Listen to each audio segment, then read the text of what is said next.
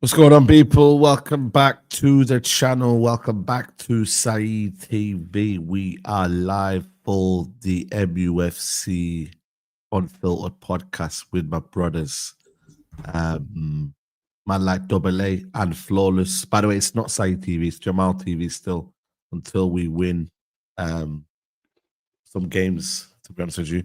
But you know what? Before we do that, man, you know what I mean? Away from football, how are my brothers doing, man? You know what I'm saying to you?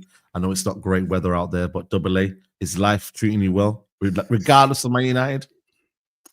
As I always say, bro, outside of Manchester United, everything's pretty much rosy. Do you know what I mean? The only dark clouds over my life is this football club right now. So, listen, big up to you, Saeed, big up to Flawless, big up to the best chat on YouTube. Good to be back. Shame it's to talk about this absolute joke of a football club that we seem to now support. How have we got here? How has this become our lives? I still can't fathom that we are here and we are this joke. It's crazy, mate. Crazy. Yeah. Big up to you, man. Obviously, we've got my guy Flawless in the building, man. Flawless. Yeah, man. From where we were, man. Played well FC against Arsenal, man. It's crazy, man. I'm gonna use that, but I'll quote you in it. Playing well, FC, man. I'll say word to Saeed. But first and foremost, big up Saeed. I hope you're blessed outside of Manchester United. Big up for having me. Appreciate it. Double A, always good. I just wish I was seeing you in the better circumstances and have to talk about this. So yeah, big up the chat as well, man. Shout out to the chat because the chat's always active. And big up to all the rivals that are in here for the tears. Run up the likes, though. You know what I'm saying? Yeah. No, let's start there, man. Let's start this off right and let's run up the likes. But outside of Manchester United, I'm good. No complaints. And then this club, you know, just knowing like it's ridiculous. I hate you, man. I hate you. Big up to you, man. Yeah, man, the amount of flack I took for criticizing this guy, and we're 4 league games in, and look at it. We'll get into it anyway. But yeah, we're gonna get into it, man. Hopefully, I think Ash might be coming. I didn't get confirmation, but hopefully Ash is good, man. And hopefully blessed, bro. You know, before I start, man, I'd rather just read the stats of not the United stats. I'm talking about Amorim's stats here because I'm sick of this XG. My United bullshit that they keep telling us about, yeah. Well, you carry on. What was our XG today? Brother? Because people were telling me we were the highest in the XG before this game. Thanks for reminding me. I'll check quickly right now. I apologize for cutting you off because I know you start, but I forgot that someone had mentioned to me before this game that we was playing well because 1.51. 1.51. My XG was what? Oh, they're gonna be over the moon about that. At least we won. Yeah. It was 1.51. City was 2.59. Right, cool. So we you know what I mean? We didn't win the XG derby though. But you know what I'm saying, man. You know. They'll take the win. They'll take that win. You know what I mean? Because it's above 1 against City. That means the attackers didn't do what they were supposed to. That's what it means, man. Yeah. But let me go through this. 7 wins in 7 months.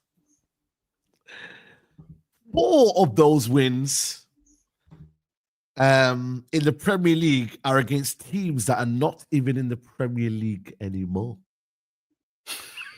Ruben Amorim has the worst win percentage of any Man United manager since when? Second World War, with 36.17%. Ruben Amorim's record as Manchester United manager in the Premier League: 31 games, 8 wins, 7 draws, and yes, a whopping 16 losses. Guess how much the goal difference is? 13. And guess how much the win percentage is?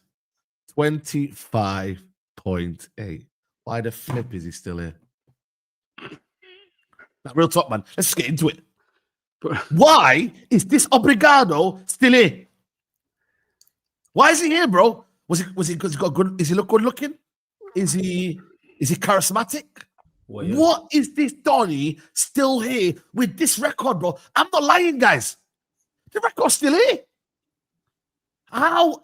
Like, it's got to the point now where, bro, Man can't even be chatting about mine, man. We need to be going to the top, mandem. Ineos, Jim Ratcliffe, you were there watching today. Are you seriously giving time? For what? For me to watch a manager bring on a centre-back for a centre-back when we are, what, 3-0 down, was it? It was 2-0. 2-0. 2-0. 2-0. Half an hour to go. Half an hour to go. And he didn't take off the left back. He didn't take off the centre back that made the 2 mistakes for 2 of the goals. He took off Euro. He didn't even take on. Left him on to make another mistake for another fucking. You know what's mad, guys? What are we doing? I tell you what, Man United are not consistent. I'll give you that. Yeah. Shall I tell you what's consistent? Is this manager doing like for like centre backs for every flipping game, bro? Since when did centre backs come off the pitch? Yeah, that's. Since when did we say, you know what, we're going to do a like for like centre back substitution? When was this invented? It's, you know what, I take a centre back off and I bring an attacker on. Yes. That's what we do. We literally go for the game. You risk take. You don't just say, you know what, let me just keep my 3 at the back system. And you know what's mad about this year? I'm starting to see reporters here. Fair play to Sky reporter. He pressed him today about the formation. Yeah, the guy is bluffing to us, bro. He keeps saying an answer. But because he says it in a way that's so likable and charismatic and so approachable, and he doesn't do a Mourinho and start, you know what I mean, cussing you out, bro. Because Mourinho would have said, you're chatting rubbish, bro. Yeah. And he would have been creating an enemy within the journalists. So the journalists are quite nice to this guy. But he keeps waffling. It doesn't matter if I play 3-4-3 or 3-5-2. Of course it does. The reason why we're losing is because of his daft formation and his daft tactics. Manchester Derby, bro. And you got Lenny Euro on the halfway line trying to defend. What are we doing, man? Seriously, I'm sick of it, bro, man. He's out of his depth here. And this year is embarrassing, bro. 6 wins, 8 wins in 31. That's you know what? Over a season, that's. I know you cooking, Saeed, and you are. That's relegation form. Relegation form, bro. Bro, if you was 31 games into a Premier League season and had 8 wins, that's only 24 points. Let's say you got 2 draws. That's relegation. I'll go one further. Where am I United in the table since match day 12 of last season? When he's through his first game. That's a graphic I sent you. Bottom. Bro, he's 17th. Well, 17th. Send that to me, please. Drop it in the group chat. Thank you. It's in the group chat, bro. I sent it, bro. I sent it to you, bro. You sent it. Shout out to Double A. Yeah. So basically, since his first game, of the 17 teams still remaining in the Premier League, we are bottom of the league, bro. He's 17. Bottom. 17th, bro. Bottom. Disgusting. Embarrassing, man. And I don't want to hear United fans talk about, we had chances today. Brother, we had chances when City said, you know what? We're just going to sit back and do F all, bro. You see when they took the foot off the gas here? After, by the way, they could have been 6-0 up here, by the way. But I just want to let people know that. Should have been 6-0 today. Haaland missed an open net. I think there was another chance that Reinders had a good chance. Reinders had a chance. I think the goalkeeper. Yeah, and Haaland had they took the piss, bro. They wanted to score. They would have scored and made it 6-0. Then United said, you know what? We'll start playing. And City just went, you know what? You just break us down and do what you need to do. Bro, it's an insult to United fans to start playing after 3-0. It's an insult, bro. But you know what? I'm going to let you go ahead, Double A, because I'm just here. Mate, I'm fully there with you, and what you're saying now is absolutely spot on, because the focus has to shift from fans. Fans have the right to be mad at the players, have the right to be mad at the manager, absolutely. But you need to now shift the blame, or from this moment on, onto the ownership, onto the club, because now it's negligence. Now you are purposely hurting the football club. There's no excuse for this man to be in this post anymore. There's absolutely no reason for it, because none. I think every single club in the Premier League with a record like that, 8 wins in 31, would sack the manager. Not one of them would keep the manager in place. And yes, you can say it's over 2 seasons, whatever. But a lot of us saw this after the Europa League final. A lot of us saw this in pre-season. Yeah. Most of us, obviously not Saeed, weren't fooled by Arsenal. That's all I'm going to say. Yeah, no, I'll give you. The wool was not pulled over our eyes. So now you have to look at the ownership, because they are the only ones that are going to make the decision. If Amorim was true to his word, he'd walk away tonight. But he ain't going to walk. He ain't going to walk. Looking at them quotes, them quotes, he's going to continue to do what he wants. He's going to continue to play how he wants to play. So he's clearly not going to walk away. But I just wanted to say, for those people saying give him chance and it needs to get worse to get better, let me just... How much worse? Is that what people are saying? So I've done a little bit of research tonight. So if we want to continue, because a lot of people say we're not that club anymore. And I absolutely agree. We are not that club anymore. But we want to be that club again. That's what we were told. That's the smoke that was blown up our ass by Ineos when they came in. You know, we want to take Manchester United back to where they are, blah, blah, blah. So looking at the big clubs that we are now chasing to try and be like again, let's look at some of the managers these clubs have had and how quick they got rid of them when it was clear it wasn't working. Let's start with probably the biggest club in the world, Real Madrid. In 2018, they went and got Lopetegui out of Spain. At the time, Lopetegui was a great manager. I know he's had a bit of a downward spiral since, but in 2018, he left the Spain squad just before the World Cup. He lasted 139 days before he was sacked at Real Madrid. They weren't messing about. Bayern Munich in 2015, Labadia, never even heard of him, have you? 101 days. 101 days he lasted in post. Milan, 2025, season just gone. Sergio Conceição, 6 months because they didn't get European football, and he still won the Supercoppa. They went and sacked him. And they're playing tonight, they're winning. So no messing about. No European football, similar to what we did at the end of last season, sacked. Inter Milan, 2011, Gasperini, who you'll know won the Europa League with Atalanta not too long ago. 5 games without a win, sacked him. We're having it. Gone. Juventus, got a couple of managers here. Zaccarano, 2010. He lasted 21 games. Legend of the club, Pirlo, 20 to 21, 52 games. You can even go back to last season. He got 4th as well, by the way, from Juventus. He got 4th. Yeah. He got 4th. He got 4th and he still sacked him. And then last season, Thiago Motta, they sacked him after 42 games in charge. PSG, 22-23. The manager's name's I think it's Gaultier. 50 games in charge, and he had a 68% win rate, and they still sacked him. Barcelona in 2002 to 2003, they bought Louis van Gaal back. He lasted 8 months, and that's despite before he won 2 La Ligas, 1 Copa del Rey, and 1 UEFA Super Cup, and they still bought him back. Legend of the club, you could say, and sacked him. Arsenal, Emery, obviously, as we know, 78 games in charge, sacked him. Bruce Rioch, the manager right before Wenger, 47 games in charge, sacked him. And we all know what Arsenal did after they brought Wenger in. Chelsea, Graham Potter, 206 days, 31 games. Lampard, second spell, 85 days, 11 games in charge. And then finishing off with Liverpool, Roy Hodgson, 31 games in 2010 and 2011. So, for anyone saying we can't sack him now, yes, we absolutely can sack him now. Absolutely. Because he is doing nothing but dragging this club down. We are in relegation form. We will do nothing but be close to relegation this season. It's absolutely ridiculous. He's not improving any player. He's not improving the way we play. We look absolutely...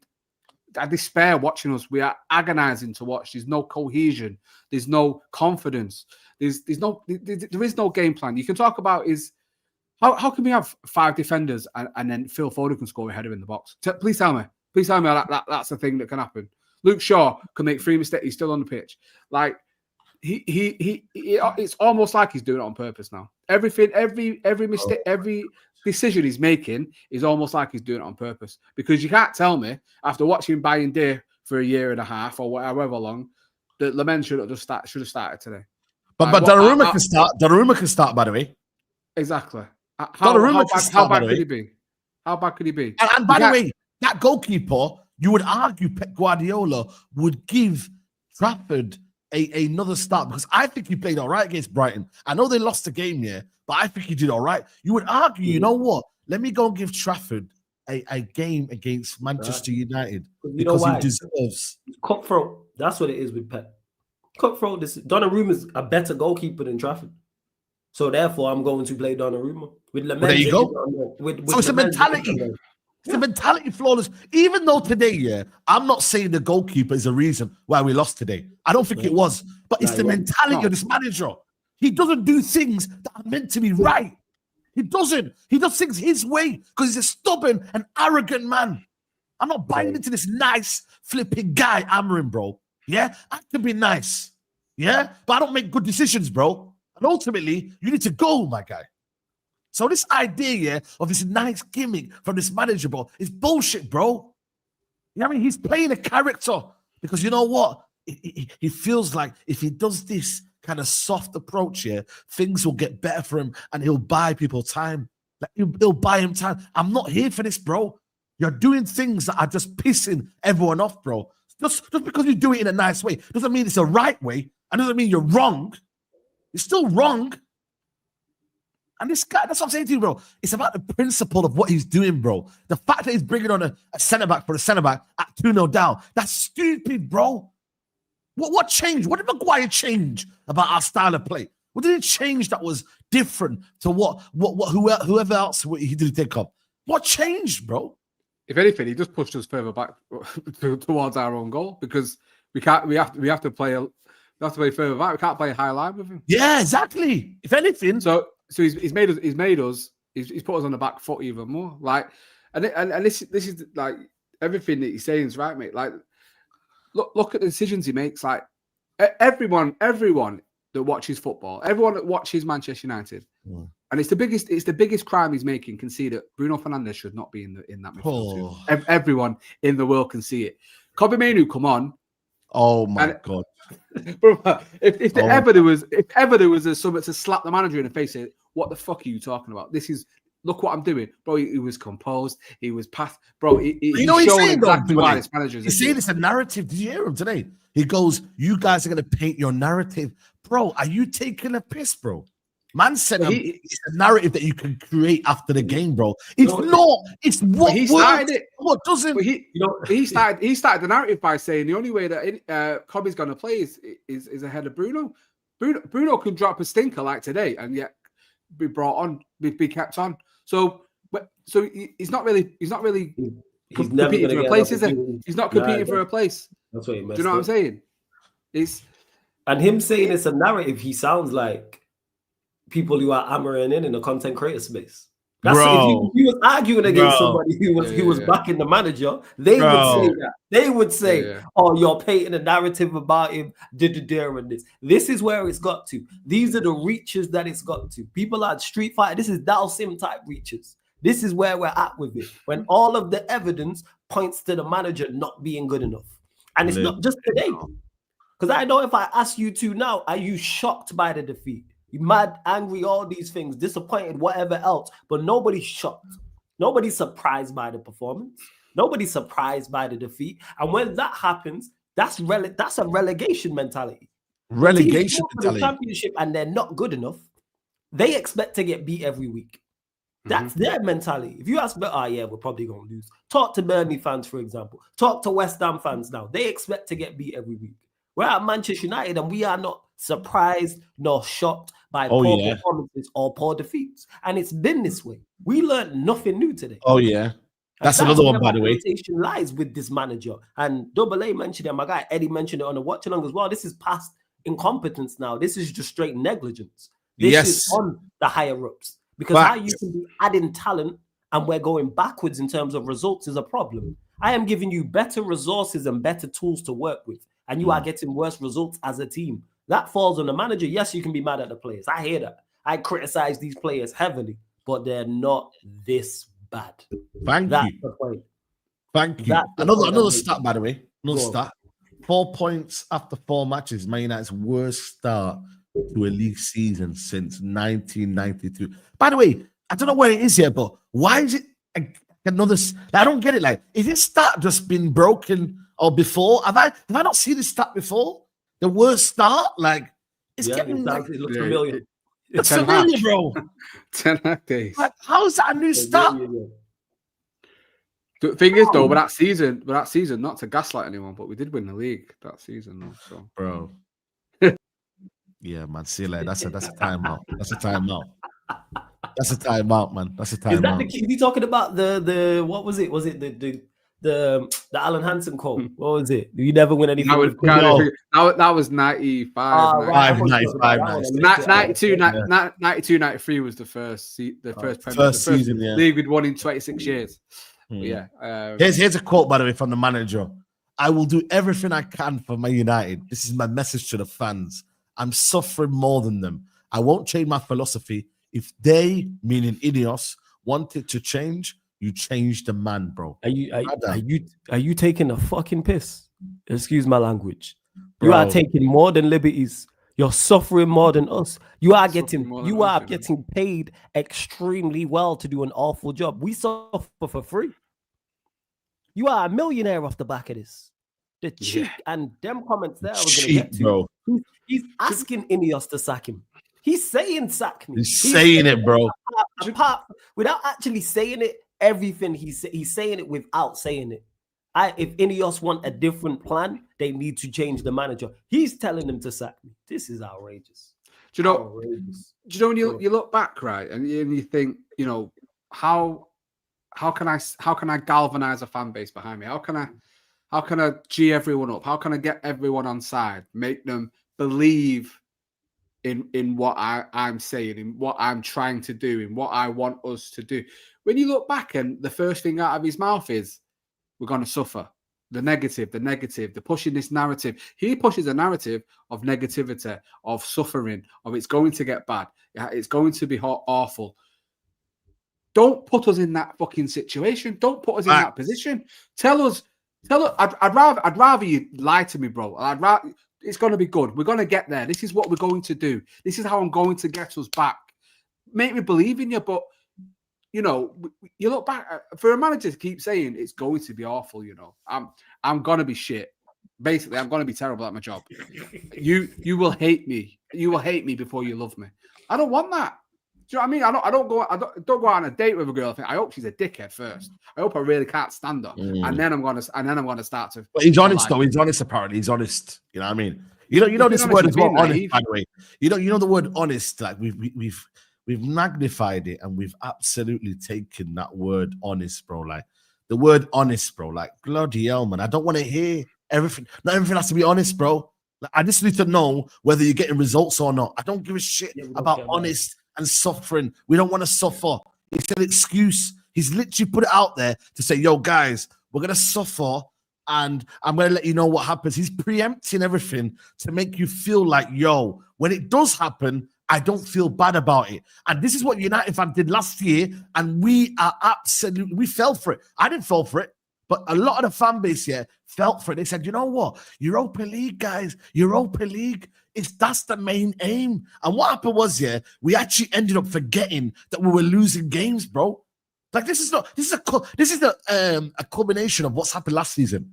And what's happened now is, the guys that were basically backing Ruben Amorim, they said, well, it's only 3 games in. It's only 4 games in. Well, I'm letting you know it's 1 win in 4, my friends. And it's the worst ever start to the Premier League season since 1992-93. So what's now your excuse now? Because I really want to know. Because is it 2 games?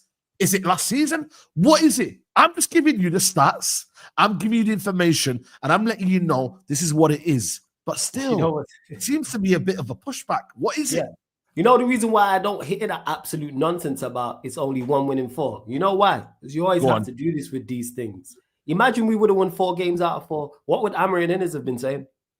Imagine think about it hypothetically. If we would have beat Arsenal, we would have beat Fulham, we would have beat City, and we beat Burnley. We beat Burnley and we beat City. Imagine we would have won those 4 games and looked somewhat cohesive, what they would have been saying. And you would have tried to say, well, it's only 4 games. It would have been turning it around. We gonna finish. People were saying we gonna finish top 4, top 3, top 5, top 6 before this season. So what would they be saying if we won the first 4? That's why I don't hear that nonsense. Just because the results don't suit your narrative, you can always shift it. All right, it's only 4 games. All right, so when's the cutoff point? Oh, it's only 8 games. It's only 10 games. We're only halfway through the season. It's only 20 games in. We still got 18 to go. We still got X amount of points to play for. Oh, we're only this far off top 6. We're only this far off of top 7. We can still get in Europe. There's always going to be an excuse. Newcastle don't look great. Villa don't look great. Forest just got a new manager. There's always excuses rather than just look at it and look at all the evidence staring you in the face to throw this man in football in jail. Consistent crimes, bareface.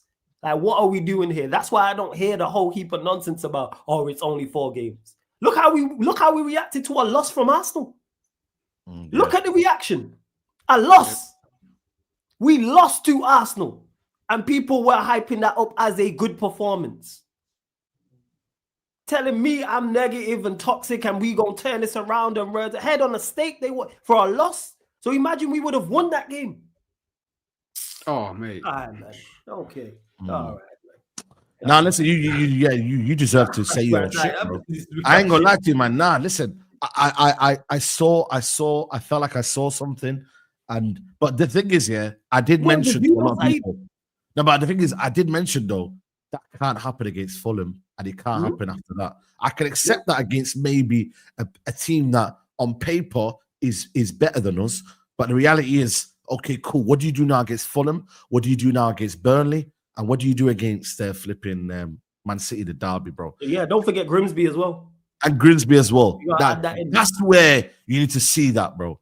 And it's been shambles, bro. How he's even really gone past Grimsby, it says a lot.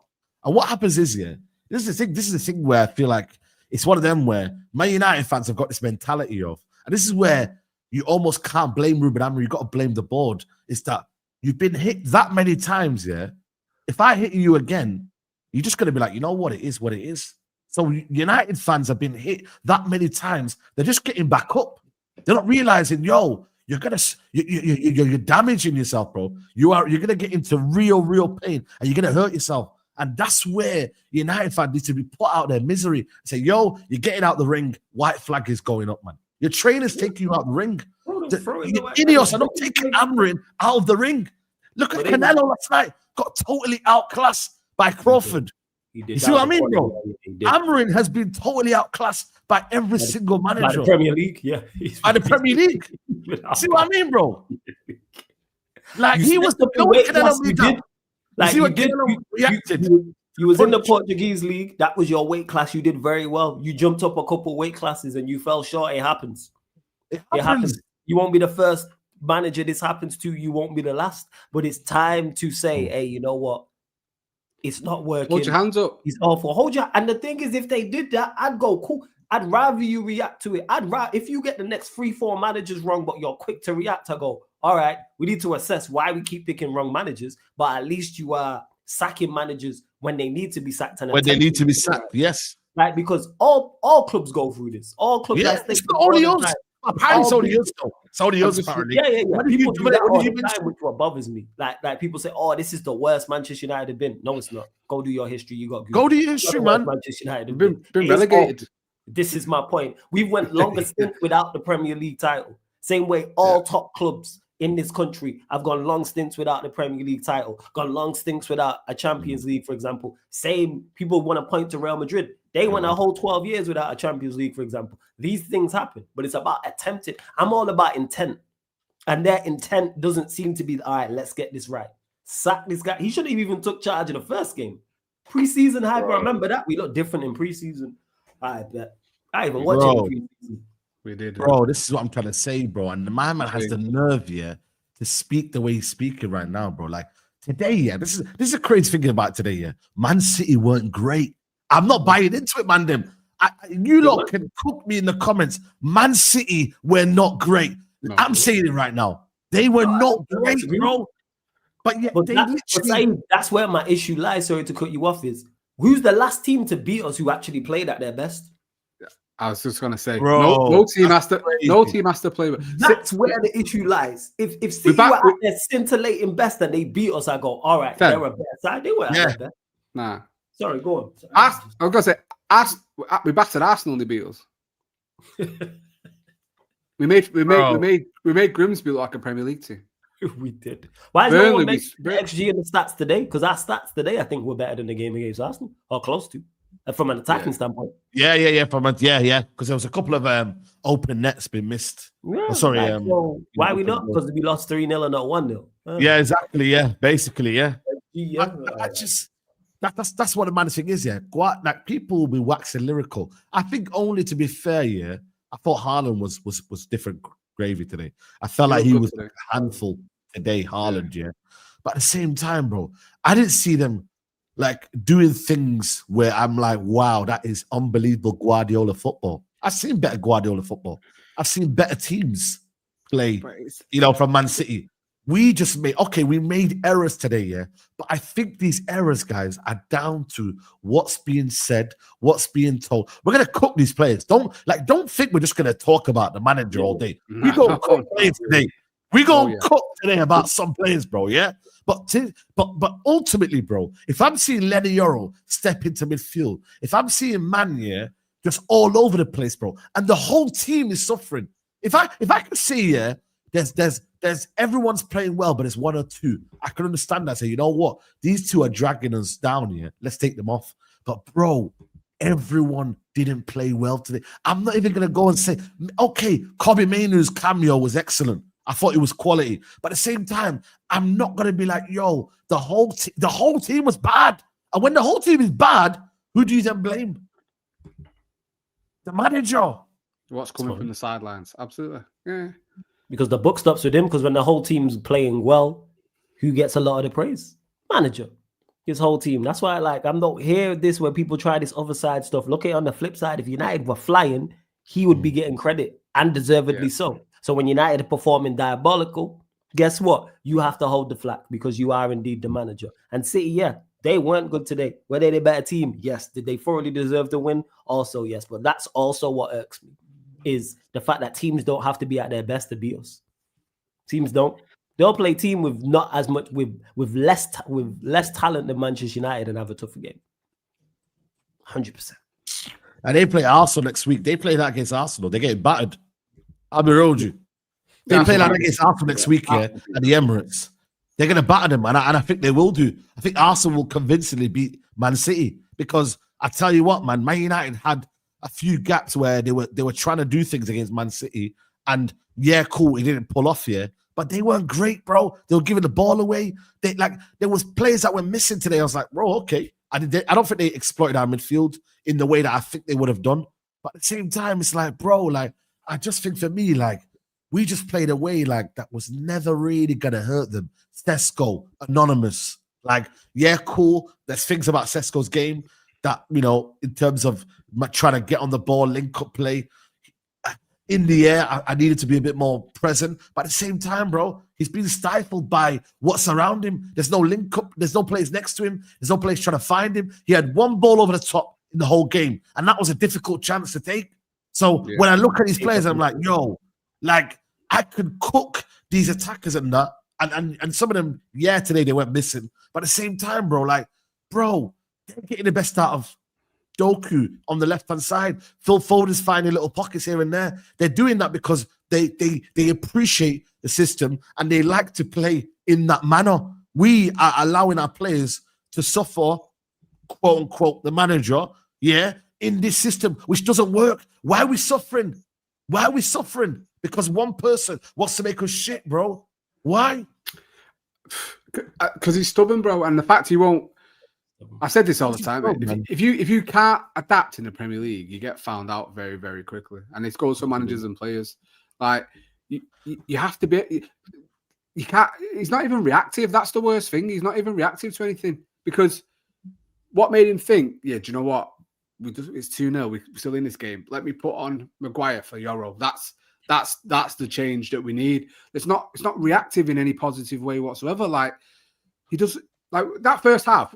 The midfield was getting absolutely battered. It was 4 against 2 in there. And again, it's start. I'd rather see Casemiro and Agate than Bruno anywhere near that midfield. Some solidity and some. Yeah, just some foresight to stay in my position where I need to be. Big up, I do. where I need to be. Why am I seeing him over again? He's doing it again. He was right behind one of the 10s, right behind Sesko at one point. Then he's over on the left. Then he's over on the right. It's like, brother, stay in the fucking middle of the midfield. Like, it's worse than a headless chicken in what he does. And he epitomizes everything that's wrong with Amorim's system, because he's relied upon to be that focal point in the midfield, the linchpin, but he ain't got a fucking clue what he's doing. So he just kills anything that we're trying to do. And I'm not saying the players around him are any better, but I think a lot of the problems we have, I think, we look, there's no surprise that we look better when he went up at 10 and Kobe came in alongside Casemiro. Or we look more stable in there. Do you know what I mean? Yeah. Like, it's not a coincidence, is it? Because we all see it apart from him. And yet, apparently, I didn't see this, but because I don't want to watch anything he has to say. I'm not interested because bullshit, fluff, and he's talking shit. But so apparently, someone asked him about Bruno, and he still managed to turn it on Kobe. No way. Nah, that's crazy. Seriously. They asked him about Bruno in the 8, and he turned it on to Kobe, which this is reminding me now of the agenda that Ten Hag had with Ahmad. It's the exact same thing. And it's causing a massive issue, because you look at Kobe coming on, and I get we're 2-0 down, 3-0 down, whatever. His face, he don't want to be there. He don't want to be anywhere near that team. And for a player that we were all really excited about, and not over-gassing it, because we knew he was a young player that had a lot of potential, but was doing things in games to win us games, to be important, for scoring FA Cup finals, stuff, man, you want your young players to be doing.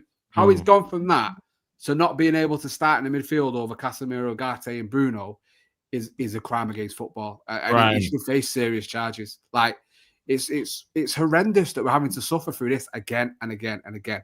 And end of the day, only one outcome can save United's season now, and that's the manager getting booted out of the club, and that has to happen. Bro, big up to you, Adam. We're gonna get to you in a second. Big up to Naz Udin, says Amorim, no back-to-back wins, more games played than points won. 31 played, only 8 wins. When he took over, we were near top 4, left us near relegation zone. Get this fraud out of my United. Right, that's dark, man. Ola Cunha says, told you I would be here for the meltdown. I called it 3-0 to Man City. I'd be shocked if United are in relegation zone come 13th of October. Onana got 8 saves today, 8.7 rating. I couldn't give a shit, if I'm being honest with you.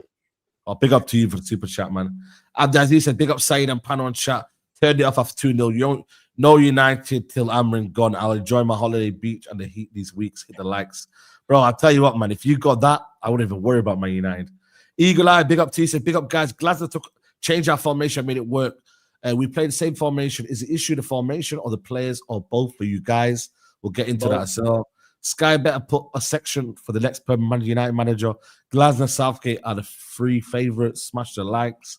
And smash likes if you want. I'm not going to read that one still, but big up to you, Ole Cunha. Adam, man. It's dark, man. It's dark, bro. It's dark, man. We've got Chelsea next. It's just, bro, like, nothing's working. He keeps talking about this system, this idea. He's not going to change. I mean, bro, like, I can't wait another season, bro. I can't wait another season. Nah, he needs to go. He needs to go. He's been needing to go for a time, for a long time. You remember, Saeed, last year, I was criticizing Amorim a lot, but it was not based on the results. It was based on things that he was making mistakes that even if he had his players, I think he would have kept making those mistakes. So the mistakes in my criticism was basically players independent. He was doing foolish things all the time. Not making the right subs, not picking the right profiles, not subbing the players that need to be subbed. And those things were not dependent on getting new players. So nothing was going to change in my opinion. I'm happy we bought Cunha and Mbeumo and Sesko just because there are 3 good players that the next manager, I just want more good players at my club. But I was not expecting anything drastic to happen. I'm just happy, just like when we bought Jadon Sancho. I was not very, very excited because I thought he was better on the left. But I was just happy we got him because I thought he was a talented player. So I said, at least I have a talented player at my club. So that's basically how I feel about the 3 signings we made this summer.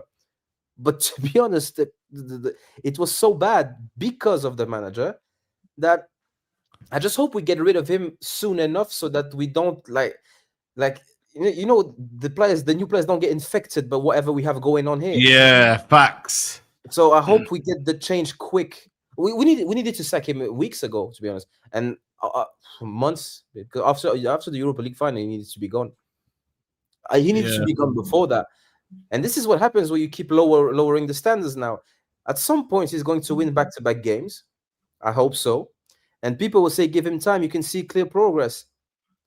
It's like, this is not good enough. Bro. This is just not good enough. Today, it was shocking today. And I was listening to you guys. It was not a good Manchester City team. It wasn't. No, wasn't. They looked a bit nervous themselves when the first few minutes of the game. And then we allowed them to grow in confidence, and they said, you know what, we can easily win this by quarter margin. And they went on to do just that. So the midfield, you'll notice, this is something my brother noticed. If he plays Ahmad right wing back, he plays Casemiro in the middle. If Ahmad is not playing right wing back, he puts someone else in there.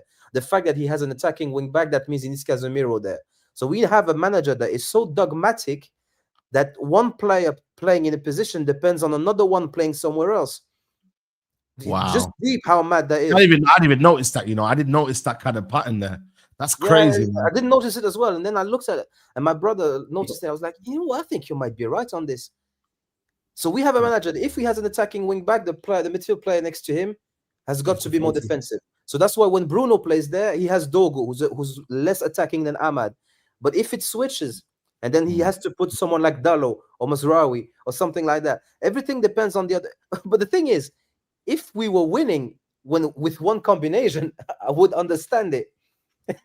But we never win. I can't believe 4 of them wins here. 4 of them 8 wins are from teams that have been relegated, bro. It's crazy, man. I generally can't believe it, man. Them teams are not even in here. That's our level. That's why it don't surprise me. That's the level we at. We beat championship sides.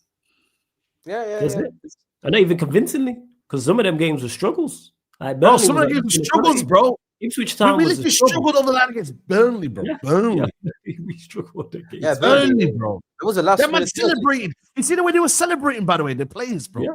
It was embarrassing, bro. Was it deep it? I was embarrassed. Hey, they don't know when their next win's coming from. Let them win. Nah, bro. Bruno Fernandes in the football club, they realize they got a win bonus coming, so they're buzzing, isn't it? That's what. Bro, it is a bit embarrassing, though, man. The way that they were celebrating that this is where we're at. Like it is embarrassing, and in regards to the manager and the lineups and players just not doing the basics, we all know Bruno's not a central midfielder, but that Foden goal just sums him up in a nutshell. He don't know where Foden is until Foden's wheeling away celebrating. Exactly. That's twice that's happened, by the way. The entire time Foden is there. Because go watch it, because the broadcast I was watching it on, they analyzed it at halftime, and you see Bruno looking towards the ball. He does not once check his shoulder to see if Foden's there. You're a central midfielder playing. He blamed Lady Euro. He blamed on Lady Euro anyway. He said, blame Lady Euro. Like, no, Euro, he's where he's supposed to be. Again, he legit has no idea until he sees Foden celebrating that he was there on his left shoulder. Check your shoulder. Again, discipline, no accountability. No, and you know how you know this is a common thing and a recurring pattern is because Smith Rowe did it against Fulham. Yeah, against Fulham, Smith Rowe did the exact same thing, running off him. So clearly, this is an issue, and I'm sure there's other instances midfielders have ran off Bruno, but we don't talk about it because he didn't concede a goal. The keeper saved it, or the player missed, or the cross is poor, etc. He has no defensive discipline whatsoever. He has got no discipline whatsoever. Even no discipline. Yeah. None whatsoever. Like, at least in the attacking third, you go, all right, he'll get a goal, he'll get an assist. And the manager's taking him further away from the goal. And Bruno's here costing us. Cost us in the Arsenal game, cost us in the Fulham game, cost us today against City. So 3 out of the 4 games, you've made critical mistakes that have cost us goals in these games. Yeah. I don't think there's anything I can say that I didn't say previously about Bruno. So I'll just leave it at that. Literally, you could just replay what you said prior. You just put up for 4 years. For 4 years. Yeah. It's not even it creates the most chances, guys. Don't forget that. Come on. Yeah. It creates more chances. Yeah. I saw something earlier. Look at the state of this. Oh my God, man! Seriously, man. Back 5. Yeah, this is the process. This is the end product, guys. Man. Shoddy pass. Was horrendous. Bro, they're all in a vertical line together. Then That's what I'm saying. Right. How do you explain that? Maguire sub. That Maguire sub. That's what I'm saying. But he caused this. It's this the reason why we conceded, bro. Because of this shit. Wow. It's laughable, man. You bring up Maguire. This is Sunday week stuff, man. And now you've got a player who can't run. You feel me? This. And he's in a bad position. Are you trying to play a high line? You know what I'm saying? And get on the front foot. Did you see him chasing him back? That just looked funny. I'm sorry, man. Playing a high line and playing in line. He was almost running in reverse. That's how slow it was. He was right. Yeah, exactly. But you know what it is? Though? He's got this obsession here. It's like he can't like, even if we win, even if we're drawing, even if we're losing, his obsession with bringing on Maguire is absolutely weird. It's a weird obsession. It's long ball. It's Leon all over again. Long ball to get a goal. It's the Leon effect. Man, like that was one in a minute. Like, bro, that Leon game does not happen again for Amorim. I'm telling you now, bro. That game was just a madness, bro. I swear down, but it was a madness. Shit happened. Kobe came on. It was chaos football. Yeah, like, you're talking about a manager. Yeah, but you're talking about a manager who keeps doing the same thing again and again and again and again, expecting different results. So when he finds something that works for him, that creates a massive moment for him, as probably his biggest moment in the United job, he clearly thinks, oh, he's going to keep scoring for me. If I throw him up, he's a danger, he'll get goals. We needed a Maguire hat trick to draw the game. There's a limit to what you can hope for. Hey, I'm not saying he's crazy for thinking it, mate. I'm just assuming that's exactly what he's thinking. Because why else, with half an hour to go, do you bring Maguire onto the pitch? You know what I mean? Also, we're playing one game a week. Lenny Oro is 19, 20. Bro. I think he's fit enough to play one game a week. Do you know what I mean? Like, but that was supposed to help us, though. I remember that. That was the conversation. Yeah. It was like, I remember that was one of the, we got one game a week. One game a week. So why are we all of a sudden going to become a great team? Because we got to be playing one game a week. Or he's got time to train the players. And how's the training going? How do we look? Hey, Saeed, you still got that still shot. Like, what we doing out here, man? Bro, it's you know what it is, bro. One game a week gimmick. Man. I never bought into this one game a week gimmick. And this guy flipping lied to us, chat, man. He lied to us. He said, we're not ready for Champions League. And everyone he's right about that. I agree. No, but the thing is, though, when you say that, you've got to then show and justify why you believe that one game a week is good for Man United. You've got to tell us, you know what? We're looking all right, guys. Okay. You can't just say that and then not back it up.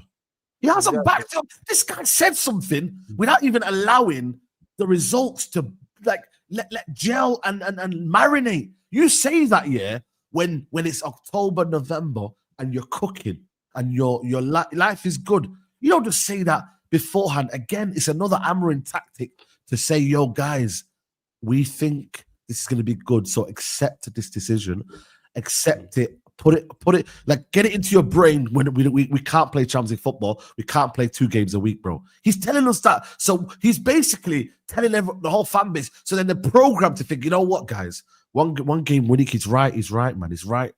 Right down, man. That sends a terrible you can't even get right for one game a week. It sends a terrible message. It allows complacency as well from the squad. Bro. Players are starting to think, we're not good enough. It's okay. We're not ready. So it's not too bad if we lose. Right. So that's basically what happens. We're not ready for Champions League, so it's okay to struggle because, of course, we're on a path or on a journey or whatever the fuck that is. Nah, man. You need to set a standard. It's unacceptable. Yeah. You need to always the standard. It makes losing games acceptable. That's where the issue lies. It makes it acceptable. We're not ready for games a week. Like, and my problem is the ownership here doesn't do nothing. You hear him the same way we hear him. That's crazy, man. That's crazy. The process. They're just going to back the process. Bro, this is what I'm saying, bro. This is why you can't even go mad at Amorim anymore. You have to put your energy to Ineos because I'm sorry, you can't just keep on neglecting and saying, like, bro, at the point there has to come a time and a place. Same way you did with the staff, with all of the Dan Ashworth. You said, right, it's time to go. It's time to do this. It's time to do that. You said it. You called it early. So it's time for you, mate, to call it earlier the manager. I don't care how much you spent. I don't care how much you've invested. I don't care if it's your first appointment. You have made a mistake. Own it. I think fans then can say, you know what? Cool. You've made a decision. You know what I mean? We actually can say to you, yo, cool. You've made a decision now. Thank you. We can now move on. You know what I mean? We can actually move on now. Please. Like, let's move on. It's not even about like giving credit or whatever. It's doing this. You have like these are just executive decisions that you would expect from executive people. It's not even like how is doing the right thing now being credited, like in terms of like sacking a manager who's got this record. You need to sack him. The problem is we have mate, a couple of things. One is I seem to remember I'm at the Ineos when they came into the club were looking to change because they had a reputation, didn't they, of sacking managers at Nice. Yeah, he did. Yeah, he did. A revolving door. And I remember that there was a story floating around. They were looking to change that. They didn't want to keep doing that here at Manchester United. So that's one thing that worries me. And I said it when he come in. I said, or when they were looking to get rid of Ten Hag, I remember saying on here, because it is their first appointment, they will be desperate for it to work and to want it to be the right one. Obviously, no one thought it was going to be as bad as this. No one, not even City fans and Liverpool fans would have thought it was going to be this bad. But do I believe a man like Jim Ratcliffe, the ego that he has, this vanity that he has of being the saviour of Manchester United, even though he's not a United fan for me, do I think he has the balls to sack him? I don't think he does. And I know you might say it's not his decision, it's Barada. I think it's gonna have to come down to him and the Glazers on sacking him, to be honest with you. And I don't think they've got the balls to do it, mate. I genuinely don't think they've got the balls. I think they will. I think my prediction was always late October, I think. So this is why I expect why late October, man? Flipping hell, mate. Because we're not. It's not his decision. Why are you having to go at him? He's not making a decision, bro. Like late October, bro. How many days October? About. Come on. Hey, Adam, if I know you've been in control of this the entire time, we are no longer. Bro. Yeah. If it's down to you, you've been watching me suffer, this entire time. I'm holding you accountable. We're coming to Canada, bro. Do you really think Iriola might be 10 points behind us? 10 points ahead of us. Iriola might be 15 points ahead of us by then. Yeah, 100%. But the reason why Adam's saying what he's saying is because he knows the incompetence of the board. We watched them. We literally, Saeed, watched them do this exact same thing with Ten Hag. We watched the same thing. It's the same. It's literally season 2. You know, like season 1, you watch a series, you get an idea of where it's going, and then season 2, something happen. You know what it is. You watch season 1 in a while, you have an idea what's going to happen in season 2. Season 1 of Power, you know what's going to happen in season 2. It goes on, man. If you watch Coronation Street, EastEnders, you know what's going to happen. It's the same shit. And that's exactly what they are doing. We watched them with Ten Hag, assess an underperforming manager, keep him even though he should have been sacked, keep him even though the performances are poor, keep him even though the results are poor, keep him even though he was breaking all the records. Let's not forget that. All the records that he broke. Then they actually came to the correct decision and said, we're going to get rid of him. And then went and tried to hire 2 managers. And because that was so piss poor, they went back to him. And then they spent more money. Like they spent more money with Amorim. They added more talent, which they added more talent with Amorim. Only thing they didn't do was go and get 2 managers from the Portuguese league to sit alongside him. Then they watch results be bad and have platinum opportunities to sack him. Sack him tonight. Sack him against Grimsby. You've had 2 phenomenal opportunities to sack him. But all right, bet. But I think he makes it through this. I think he's gone after Spurs. Maybe. Do you know what I'm not hearing as well? Yeah. I'll take Liverpool. That's too much games, man. Chelsea, that's too far. I've been here. You know. I know. But I'm just like, I'm just saying from their, I ain't in charge. I'm saying from their perspective, I think they sack him from Spurs. I think he makes it mad. I think if we don't even beat Sunderland, I think at home, I think he's gone. If we can't even beat Sunderland. But that's the game that he'll save his job again, because that's what he did against Burnley. It's a game that saved his job. Yeah, but I think Sunderland are better. I think Sunderland are better than Burnley, though. And I think Burnley will give us a bro. But we'll find a way to scrape past Sunderland, and then you know what? I generally don't think break comes in. Now what happened is international break will come in, and everyone will be like, oh, well, he's kept his job. And then Liverpool will come around and we'll get beat 4-0. Yeah, but Saeed, you know what the stadium's like at the minute, mate. You know what it's like the last couple of games. Mate, it's singing his name, bro. But no. They are singing his name. Listen. No, they are singing his name, bro. Hear me out. Let me land, brother. I'm on the approach. Let me land. Again, it's not my decision. I'm just giving you an insight into what I think. So, but you know, you can feel the atmosphere. You can feel the atmosphere around the stadium, innit? The Burnley game, you could feel the atmosphere. It was bad. Yeah, but what happened after that, though? Listen to what I've got to say, bro. Okay, cool. Let me land, brother. Jeez. I'm gonna meet. Saeed's gone now. I get it, man. Saeed's I hear him. You know what it is? He's at that breaking point. Like, I've gone past that. He's at the whole end. Get all of this is terrible. Get rid of it. Yeah, give himself a timeout. But I think, listen, we could be on the high into nothing against Chelsea. And the way Brentford looked good against Chelsea as well. So if we lose both of those games, and we could lose them badly. Yeah. When that Sunderland game, I think it's going to be on a massive knife edge, mate. And I think if it's a bad performance, I think the tide will massively turn. And I don't think his name will be getting sung at the Stretford, mate. I generally don't think. But I'm going off 2 more bad results, which looks like could very well happen because Chelsea at home. You ain't beating them two. Yeah, we ain't beating Chelsea. I was like, we're going to beat Brentford and beat Sunderland. Nah. Do you know why I think Liverpool? Because I think first the owners will try to spin that message like, oh, we can't lose to our biggest rival in this manner. This is unacceptable. So they try to spin it as if they have a backbone, which we know they don't. And you don't want the next manager or the caretaker to start with Liverpool again, as well. So that's why I think maybe they'll finish it with Liverpool instead of Sunderland. Wow. But just going back to what you're saying, though, the fan base are a problem, man. Especially the Old Trafford. We always have been.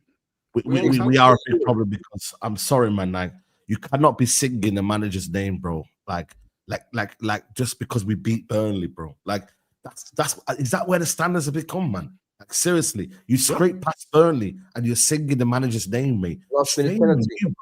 It's not being a better fan. It's understanding that the bar is that low. It's about being sober. Come on, man. We've been here before, bro. Moyes came in. They had a fucking banner, the chosen one. Like, we've been doing this for a long time, bro. The chosen one, you know. Is he Harry Potter? You mean the chosen one? Like, what are we doing out here? The chosen one, yo. Like, so bad because he got the job over Jose, and obviously he was a special one. Because Fergie picked him. Yeah, so he's the chosen one. So we've been doing this. This is what we've been doing. Yeah. So we spoke about this before. Why are you giving anyone a chant before they've earned one? Like, and I get modern day football. It's all about you know, banding together and tribalism and all that kind of stuff. It needs to die. And you know, the last video, the latest video that I dropped tonight on my channel, who's the biggest pub at United? The fans have to hold their hands up. The fans have to take some accountability. I'm guilty of it. I can be fickle. I can be a hypocrite. 1 minute I want him to stay. 1 minute I want him gone. The players I've always can't stand the players, so that won't change. And the owners, we all know how I feel about the owners of this football club. But the fans have to be realistic now. The fans can't keep living in this dreamland of things are going to get better, because they're not, are they? Yeah, you're right. Getting better. It's getting worse upon worse upon worse. And we've been shit against Man City for a very, very long time. But we seem to, apart from obviously last December, and you look at that as a fluke, because there was nowhere near any of that vibe coming off that we could get back in that game today after they scored the first. Even at the start of that second half, and we looked okay. It reminded me of that game against City with Ten Hag. You only kept Casemiro and Ronaldo on the bench. Yeah, I think Anthony scored that worlder. And then they thought, City went, fuck this, went up on the other end and scored. That's exactly what that second half started as. We were playing all right, and they thought, do you know what, let's just kill it off. Bang, 2-0. It's exactly the same. And we've been like this for City for years upon years. We're absolutely shit scared of City. We don't ever look like we can impose on them. We can threaten them. We can hurt them, really. And I just think the fans are have been a massive problem because we are divided. No one ever pulls in the right direction. We can't get the owners out. We can never agree on anything to really make any positive changes in the club and make the club see it from our point of view. So I just think it's just going to carry on that way. Double A, though. The problem is, though, the fan base need to realize this club needs to win. We are a club that has set the foundations on winning. We don't accept losing. We don't accept losers. So if you're not part of that, bro, then you need to just either leave or just like, I don't get it. Like, we're not a club that loses this amount of games. So what are you doing? It's not called support here, backing your team blindly just because. Oh yeah, you don't want to be seen as a club that gets broski. Like, you need to be part of a team that wins, bro. I'm sorry, I'm not. We're carrying passengers in our fan base where we're accepting losses because you got to give it time for something to be good. No, you show me something is good and then you back it. That's how it goes, right? Exactly. When was it ever try before you buy? Oh, I'm going to buy something from you, Double A, but it may be good in about, I don't know, a year's time. No, I want to know. I bought this for a lot of money. I need to know whether it's good enough now. And you know what's crazy about that? You know what's crazy about the analogy you just said? That's exactly how I look at Benjamin Sesko. Because I was critical of that transfer. And even though he didn't get the best service, even though he didn't get the best service today, you see him out there. Even when he compete for Jules. You're 6'6". I thought he looked decent, to be honest. I thought in a good team he would have had a decent first start. Had him decent. But decent because look at the state of this club. Because that's it. That's why we need to bring players in who are ready for now. He himself. My problem is if we had a well-known striker, like established striker, he wouldn't have got the ball. Just like we are a little bit better. Not that much. Not that much, to be honest. Because the struggle that we're throwing him in at the deep end and not helping him out. That's where the issue lies with this. Because we need players for now. Because you know what? Look at it this way. The goal of the month for August was the only goal that wasn't an own goal. What do you mean? Yeah, no. So that's so you see what I mean? But you know, my ask a question though to Flawless. You said we need someone now, but I'm sorry, I'm not having players for now for a manager that's not showing me anything. I'm sorry, man. That's why I'm not going to judge him until this manager leaves. I'm sorry, but that's a whole different conversation. Yeah, I get what you mean. The manager shouldn't be here, no, but he is. But you have to think beyond him. The board should be thinking. Because forget supporters, because we're too big of a fan base to agree on anything. There's too many of us. There's not one person that we all listen to. So forget all that. The board, the fans are not paid to do the job of the club.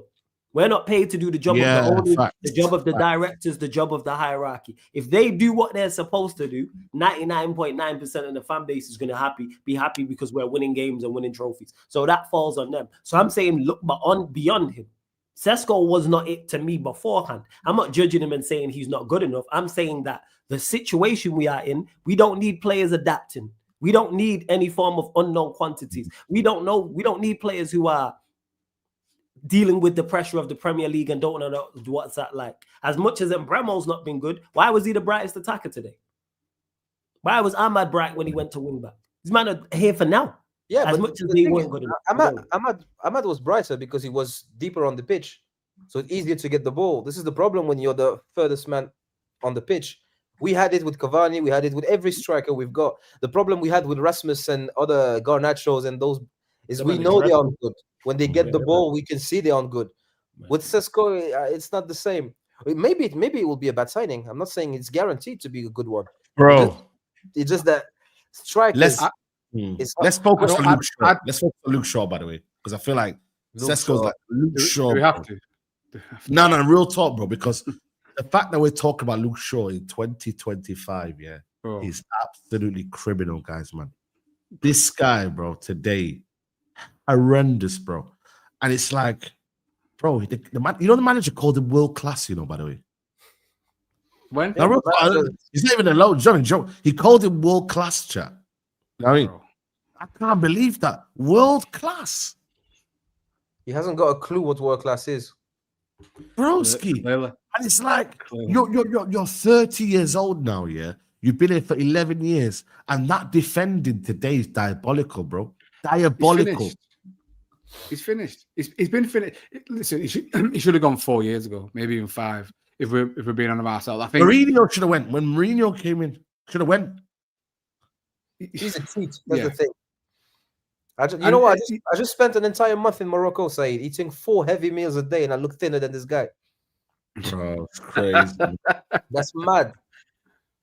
But it's Look at Roy Keane here, man. It's true. He knows. He's getting away with murder for years. He's a poster boy of the previous regime and what they used to do before, the Woodward, Mertens, Arnold's. He's Phil Jones 2.0. These players that are well liked within the club, get on with everybody, really nice personalities, seen as important for the dressing room, get thrown contracts. Wasn't he injured when he signed his last contract, similar to Phil Jones? Like, bro, every time a window comes around, he's injured. He can't get sold. He can't get loaned. Pulled the wool over our eyes for years and years and years.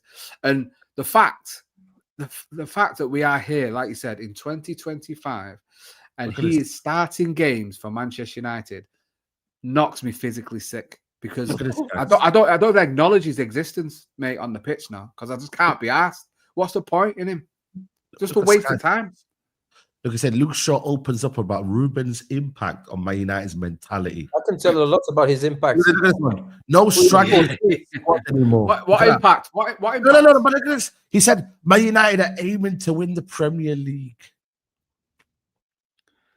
Yes, even the championship. Wait, who said that? Luke Shaw, man. Luke Shaw said we're aiming to win the Premier League. Yeah. There's no stragglers anymore as well, by the way. No stragglers anymore. You're the poster boy of stragglers. The fuck are we talking about? You are the poster boy for stragglers. 100. The fact that he's still playing, making mistakes. We conceded 3 goals. You're a part of all 3. Like, come on, man. Like, Shaw's done. And this is he's the nucleus of the core players that I always bitch about. And the chat's always like, who are you talking about? Shaw, Maguire. Like Rashford. Bruno. But, another one here, guys. After the Europa League final, emotional Luke Shaw insists players need to question whether they are good enough for Man United. Move. Players are doing that's a sell me. That's the manager saying what he said today about I'm not going to change my plan.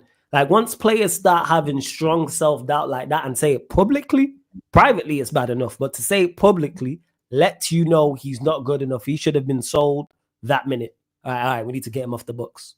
Because you're going to face tough times and have tough losses playing for Manchester United. It's going to happen. Even if we were playing well, even if we were flying, even if we were a quality team, you still have disappointing results.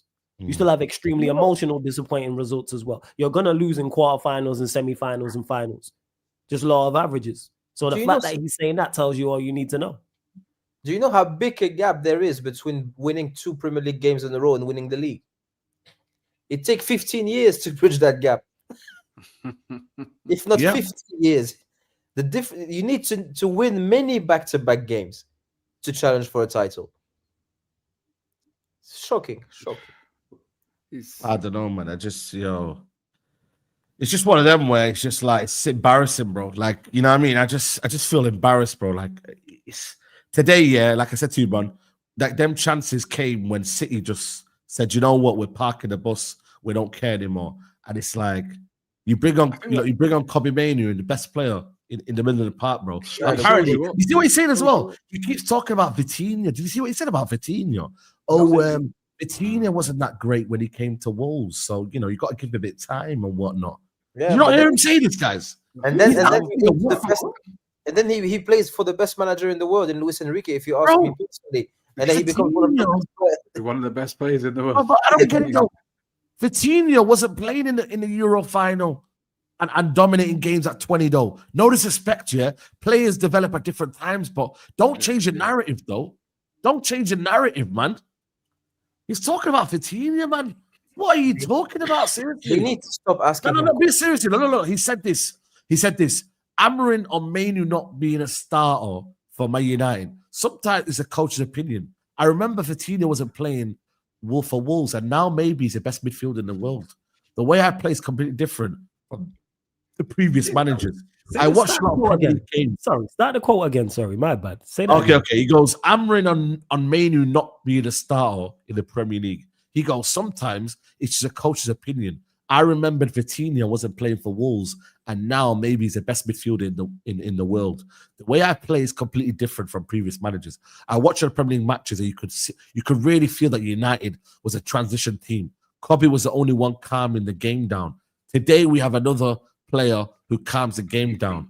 I don't know who that is, by the way. Who's that? By the way? Himself, basically. You're gonna be talking about Bruno. He's chatting about Bruno. He's chatting about Bruno. That's new. That's new to me. Who's that player, by the way? We played differently. As a result, I sometimes expect more from Mainoo. I know he's capable of it.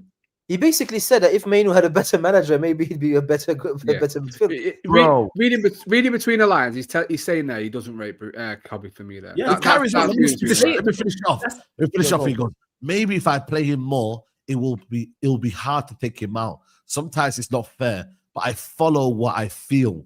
I know he started the European final for a team, England. That's a lot of talented players. I know that, but sometimes I see things differently.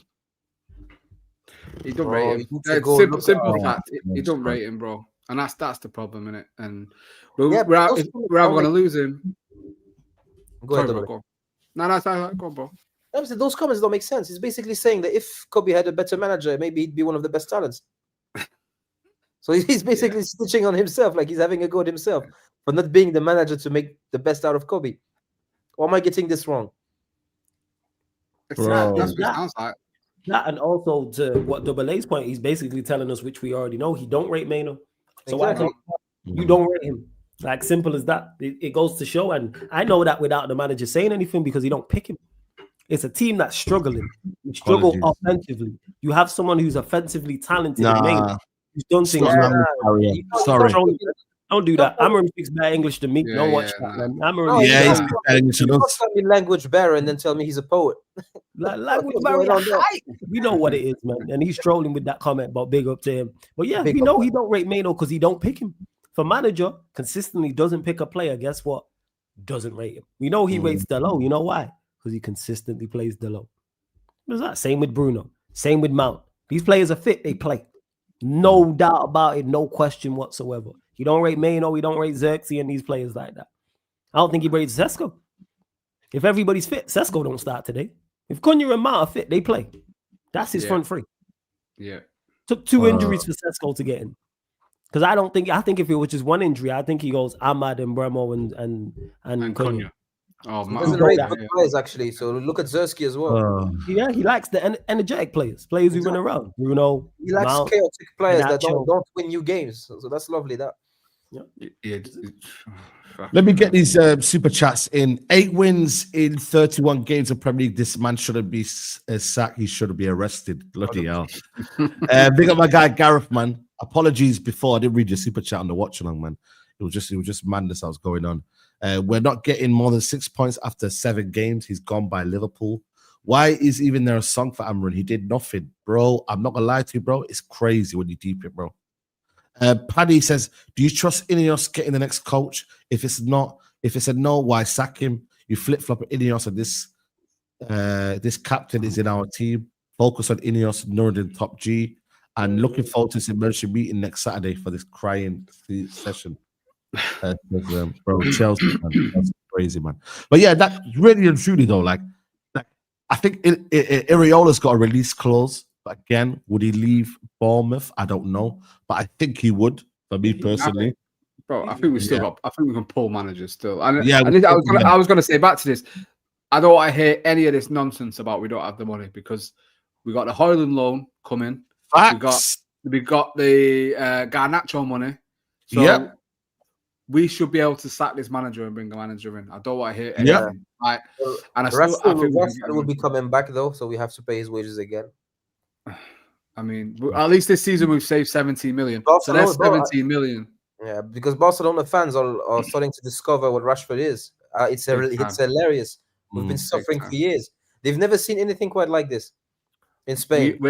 We we were the problem though, Adam. Do you know what I mean? We're the problem because we've watched it for 2 years and all of a sudden, it's our fault. Do you know what I mean? Exactly. Goodness me. But so I don't want to hear anything. And that super chat said, if you don't trust Ineos, then why should you sack him? Because my non-belief in what this ownership are doing doesn't mean they still shouldn't sack a manager. Exactly, bro. That's what I'm saying. Stupid logic. Doesn't make any sense. Yeah, stupid logic. What logic is that, by the way? And if the next manager doesn't work, fucking sack him as well. Yes. If the next manager doesn't work, sack him as well. Exactly. Right? Until it gets it right. Until you get the it right. form, this what Amorim has done. Sean Dyche would have done a much better job. Yeah, I think most managers would have done a bad job. It's crazy, much better job. It's criminal. But yeah, the whole thing about not trusting Ineos. What happens if they might get it right?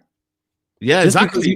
Just because we don't trust them, I don't trust them. Yeah, it's their first appointment, so it's like, all right, maybe they get the second appointment right. Maybe they don't. Maybe the third, fourth, fifth, and sixth managers. Guess what? Maybe they might go 10. They might, but you know what? You keep sacking managers. It's Solana changing, bro. Like because everybody changes. If you look at the players Ineos have signed, much of them I'm quite happy with, to be honest. Everybody I'm happy with Mazraoui, I'm happy with Yoro, I'm happy with De Ligt, I'm happy with Cunha, I'm happy with Mbeumo, I'm happy with Sesko, to be honest. The signings have been. Yeah, so maybe you could say Dogu, not too sure. Depends. But I adding the money for that though. Dogu, do I look at it and I go, is he a £25 million fullback, wingback? Yes. Maybe, yeah. I think so. It depends. I think for 25 M's, I'd say, yeah, first. That's by the way, De Ligt had a horrible game today, by the way. Horrible game. I don't think horrible, just not as good. You think he was horrible? Yeah, I thought De Ligt was terrible today. I think he did misplay some passes. I don't think he was horrible. But I don't think he was like his best player. Again, I'm not going to put it down to, do I think he's a bad player? No. Yeah, you're just saying he's horrible. Yeah, which he had a bad game. Yeah. Yeah, to his standard, he did have a bad game, to be honest. He's probably been our best player this season. So it's, when you notice in a bad game, it stands out. I don't think he was that bad, but if someone says he had a bad game, I'm not going to argue against because we lost 3-0. I'm not going to argue you down about that side. Someone says we lost 3-0, not arguing you down about any player. Exactly. Yeah, that's what I'm saying. Yeah, I'm arguing. You're all I shit. couldn't give a shit, bro. I'm eroding. We lost. I'm not going to sit here and be like, how could you say that? Nah, we lost. You can see as well that Yoro struggled today. Yoro is a centre half. He's not in a back three type of player. So if you look at it, if you put him against a very, very quick player like Dogu or the one that was playing at, was it Southampton or Suleimani? Yeah, Suleimani. It was Southampton. He did struggle. He struggles against those players in that position. But to be fair, Doku didn't even run past him. Obviously, he just held him off well for the goal, but Shaw should have been tracking Haaland. But I thought outside of that, he did all right. I rate Euro. Yeah. Like he should have done better against Doku, yes, but I put that more on the manager. I put that on the manager, to be honest. That was actually a good team goal. They shifted the ball quick. It was good movement from Haaland. It was good passing. The Megs from O'Reilly. Like the second goal, I put more on City, like actually attacking well. I go, that's a good team goal. It looked like men against boys that goal. It was embarrassing, to be honest. Yeah, they just shifted it well. Sometimes you just get beat by quality and you go, you know what, Fez? It was a quality goal. Fez. That's what I'm trying to say. Like for me, it's one of them where I look at like everything that the manager's doing, it's wrong. Nothing's really right. You know what I mean? Like there's nothing that I look at and I'm like, yo, like this is going right for United, bro. It's not. And when that's not going right, a board and ownership say, yo, listen, the season is still there for Man United to do something, bro. The season is not a write-off, man. I hate this mentality of, yo, what you know what I mean? Like, bro, the season is still there, bro, to have a positive season, bro. United need to get back in the Champions League. They need to get back into Europe. Wherever you want to position yourself, United need to get back into Europe. This whole 1 game a week gimmick, bro. I'm not part of it. I want to be playing the best competition. I want to see this team tested, bro. You don't just like watch football just because 1 game a week, bro. Come on, man. It's dead. It's dead, bro. It's a weak mentality to have, man. Like, it's a narrative. It's not a mentality of a club. And 2 games a week, guys. 2-game challenge. When are we gonna do it? Oh, you mean the 2 wins? You mean win 2 games in a row? Bro, I was looking at it thinking, yo, am I mad to think, yo, we can't beat Man City, bro?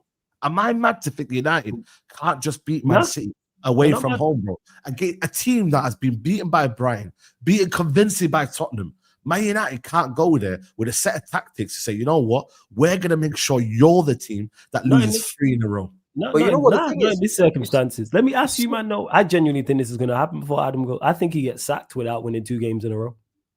Yeah, I think so. Yeah, well, it's not going to happen, is it? So, yeah. Yeah. He said City got beat by Brighton and Spurs. You know what Spurs and Brighton would do to us? Yeah, this is not a good match. That'll be the end of the road. That quartet, that 4 games after the next international break, that's the end. He's running the gauntlet and he's not making it through that still. That being said, I do think we probably will scam the result against Sunderland. We ain't beating Chelsea, we ain't beating Brentford. I thought we would beat Brentford, forget that. No, we ain't beating them too. I think we'll get back. Brentford, bro. They were low blocking. That hostile environment, them long throws. With Bayern Deering goal. Would Bayern Deering go for them long throws? I bet. Yeah. They're going to drop Bayern Deering. Did you notice how much like Donnarumma and Bayern Deering are probably the same height? They are both like tall goalkeepers.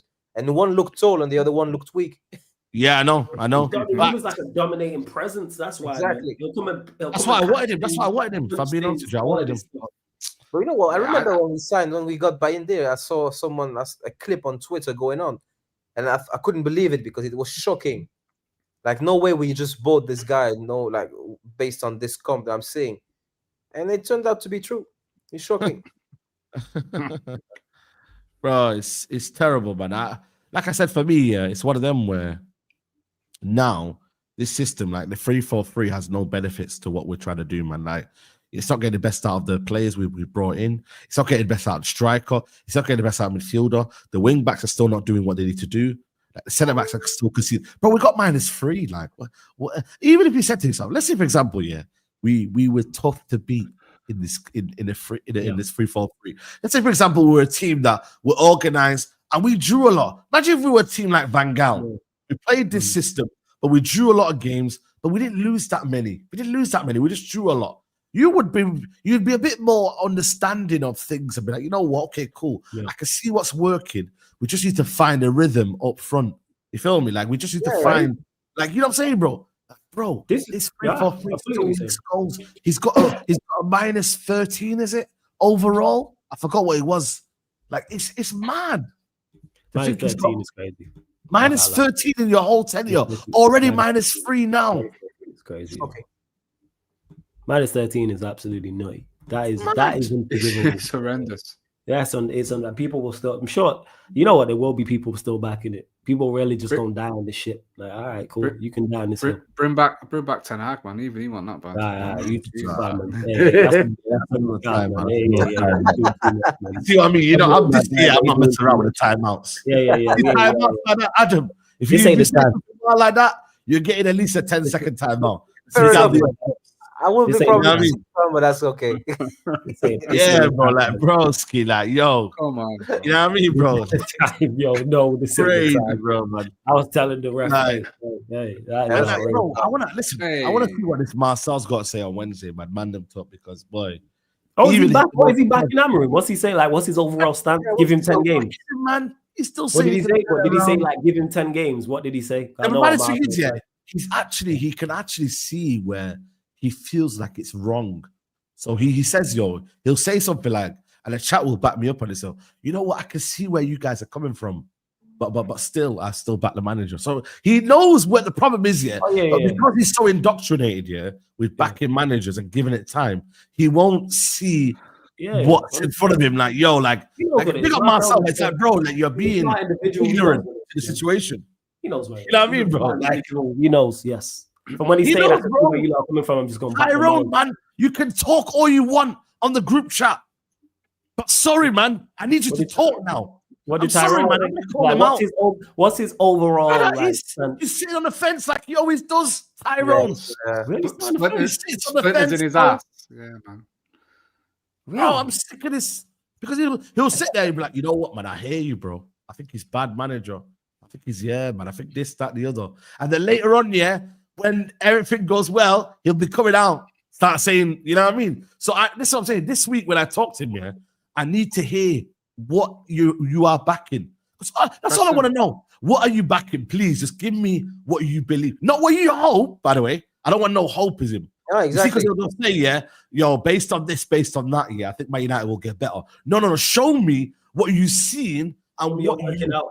Yeah, bro, that's it. Because I can show you what I've seen. Show me you're working out. How did you get to this sum? Like, show me the working. Show me the equation. That's what I always say. How did you get here? Why? Show me the maths ain't mathing. You telling me 1 + 1 = 75? Like, what's going on? Your maths is off. This don't make no type of sense. Yeah, like still backing his manager at this point is great. Winning 8 matches in 31 leagues. And I don't even understand the concept of backing the manager or not backing the manager. The way I see it is Manchester United way, Adam. That's why. Exactly. Yeah. The way I see it is just United way. Do I believe what I see could lead to success or not? It's not a question of backing it or not backing it. Do I believe in what I see or do I not believe in what I see? Because we all want the manager to do well. It never is about wanting him to do well. We all want the team to do well, not even the manager, the team. I don't care who wins, as long as United does. But it's about what do I see that gives me hope that, yeah, I think this guy is good. But it's not about backing him just blindly. If you can't give me a reasoning, like a coherent, constructed argument about why you think he's a good manager or why he should stay, well, then it's just based on nothing. And therefore, there's no value in it. Zero value in it because people don't. That's why I always ask people why, and they have no substance to their argument whatsoever. There's no logic in it because all of the evidence points opposite. All of the stats point to it, and all of the eye tests point to it. Even apart from XG, that's it. XG is the only one. I think a lot of it was with these fans who will back the manager to the very end. I truly believe they think it's like a badge of honor. Like I was there to the very end. You can't ever say I'm a bad United fan because I was there until the very end backing him, and I'll do that with every single manager. Where so it's just be true. Just like you said, Adam, what are you seeing with your eyes that makes you think that he deserves more time or deserves to have you sit there on a platform and blindly back someone because everyone else is laughing at you because we can see from we've seen it for 8 wins in 31 games. We're seeing the shit this guy's pumping out. Not one player has improved. In no game do we go into it looking confident and looking like we can consistently beat teams. There's never ever. People were telling me how many league goals we were going to score this season. It was crazy. I was hitting high numbers. I had 90s, 80s, 70s, 75. All right, bet. Yeah. Look at the owner, by the way. Look at the part owner of Man United. When I saw the club's social media page say that Mbeumo got goal of the month, and it was the only goal we scored. Only goal. I was like, there is no limit to this shamelessness. By the way, how many times have you seen Fergie look like that in the Manchester derby, by the way? Like, post Fergie. Since 2013. Exactly. Every time I see him, he looks rattled. Doing the goat dirty, man. Poor man. You can see Wilcox is just like, yo, what the fuck, man? Like, nah, you're not responsible. Don't even look. You see the ownership. Don't even dare look miserable. This is on you. I should have bought Chelsea. I should have bought. You lot have the power to change this shit. I don't want to see you lot looking miserable because you lot are part of the problem. You could have sacked this manager and chose not to, just straight out of just sheer ignorance and stubbornness. That's all this is. This is ignorance and stubbornness on I don't want to be wrong. You're wrong. Pull the trigger. And you've made the mistake previously. That's the craziest part about this. You aren't learning from your mistakes. That infuriates me. That is the worst thing about. We watched you do the exact same thing last season, and now it's worse than Ten Hag. But he's going to change. What evidence to what me and Adam was just talking about? What evidence do you have to say that this manager is going to turn it around? Show me the working out. Show me the logic. Show me the common sense that says this manager's going to turn it around. Look at that. Look how they got this guy, man. He's going to drown, man. Bro, he's going to suffocate, bro. Look how they got this guy. Yo, big up, man. I'm gonna have to bring him on the podcast tomorrow, man. The Straight Jacket podcast. I'm gonna message him. Also, man. Can I say, at least fucking style it a bit better, bro. Like, come on, like you look like a microphone. Looks like a microphone, bro. No, but I mean, just style it a little bit better, bro. You look like a microphone. What do you mean styling, bro? It's an afro, bro. But when are we winning 5 games in a row, guys? Pick it out. At least make it look a little bit something better. I see one video quickly, bro. I see one video. He's trying to straighten it, and I was like, "Bro, are you that bored?" Marcel's messaged me, by the way. He's watching the show. He's saying he needs to change the formation. Yeah. Let me just tell you what Marcel just messaged me, guys. He said he needs to change the formation, bro. 3-4-3 is cooked, especially with the players we have. He's trusting the wrong players. If we lose to Chelsea or if we get to November, nothing's changed. Ineos have a big decision to make. Everyone could change. Everything could change with the win versus Chelsea. If we lose, it's complete head loss. Remember, it's 3-5-2 is the key. So basically, it's a lot of ifs here, by the way, yeah? If. And then he's saying something that will not happen. And you know, again, Marcel, I keep questioning you. This 3-5-2 will not happen. So then what? So, you know what I mean? And also November. I'm sorry, mate. I'm sorry. He plays 5 at the back. He's not even playing 3. So that's what I'm saying, bro. Why did he get to November? That's what I'm saying. Why we get to November? Why is he allowed? All right, let's get to November. Like what? Yeah, make sure you ask Marcel. Like, I get his predictions for the games up until November. However many games, probably 8 or however many games it is. Maybe it's 10. It doesn't depend on Chelsea, to be honest. If we get his predictions. Get his predictions. Big up. Yeah, give me your predictions, man. Give me your predictions for the next 5 games. Ask me predictions for the next 5 or something. Where did you? Obviously, I've not spoke to him. Where did Marcel have United at the start of the season before Arsenal? Did he say league finish? I bet it was like top 4. I don't even know what he said, you know. I don't know what he said. Yeah. I don't know, man. I just think for me, it's one of them where it's like, yo. But yeah, going back to my man, he's got 5 games in a row, yeah. But he's got to set for a new target. I think he's just got to say, go 3 or 2. You can't now. You can't. That's your brand. I seen someone on TikTok the other day, right, and I hate this when people jump on a trend. Yeah, people are jumping on the bandwagon. Some kid going, I'm not going to cut my hair till United win the league. I was like, brother. Your brother. I have seen another one about United. Trouble. Until Sesko scores or something like that, bro, or whatever. There's a couple of mini ones apparently going around as well, but that's how bad it is, guys. We've gone from not winning a game to now not players scoring. Next minute it'll be Man United don't get an open play goal next, or be United two. Be United two doing it. Yeah, get more goals. It'll be United 2 clean sheets in a row. That'll be the next one. Yeah, 2 clean sheets in a row. We don't keep clean sheets. That because we've been there's one record we haven't broken though. You know, there's one record we haven't broken though, which is crazy. The halftime. Yeah, the halftime stat. Have you noticed that one? Yeah, man. Yeah, because we never lead going in at the halftime. That's why. No, I get that. If we ever in front of that's exactly why. You have to lead first. There was a Burnley one. There was Burnley.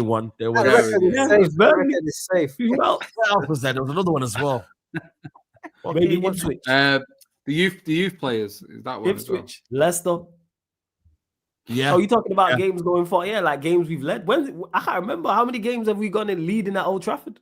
Maybe that's someone to go and find out for a stat. Find out, man. And the fact that we don't keep clean sheets gets overlooked because there's so much of it. How you play 5 at the back, sometimes 6, as much as 7 defensive players who don't keep clean sheets.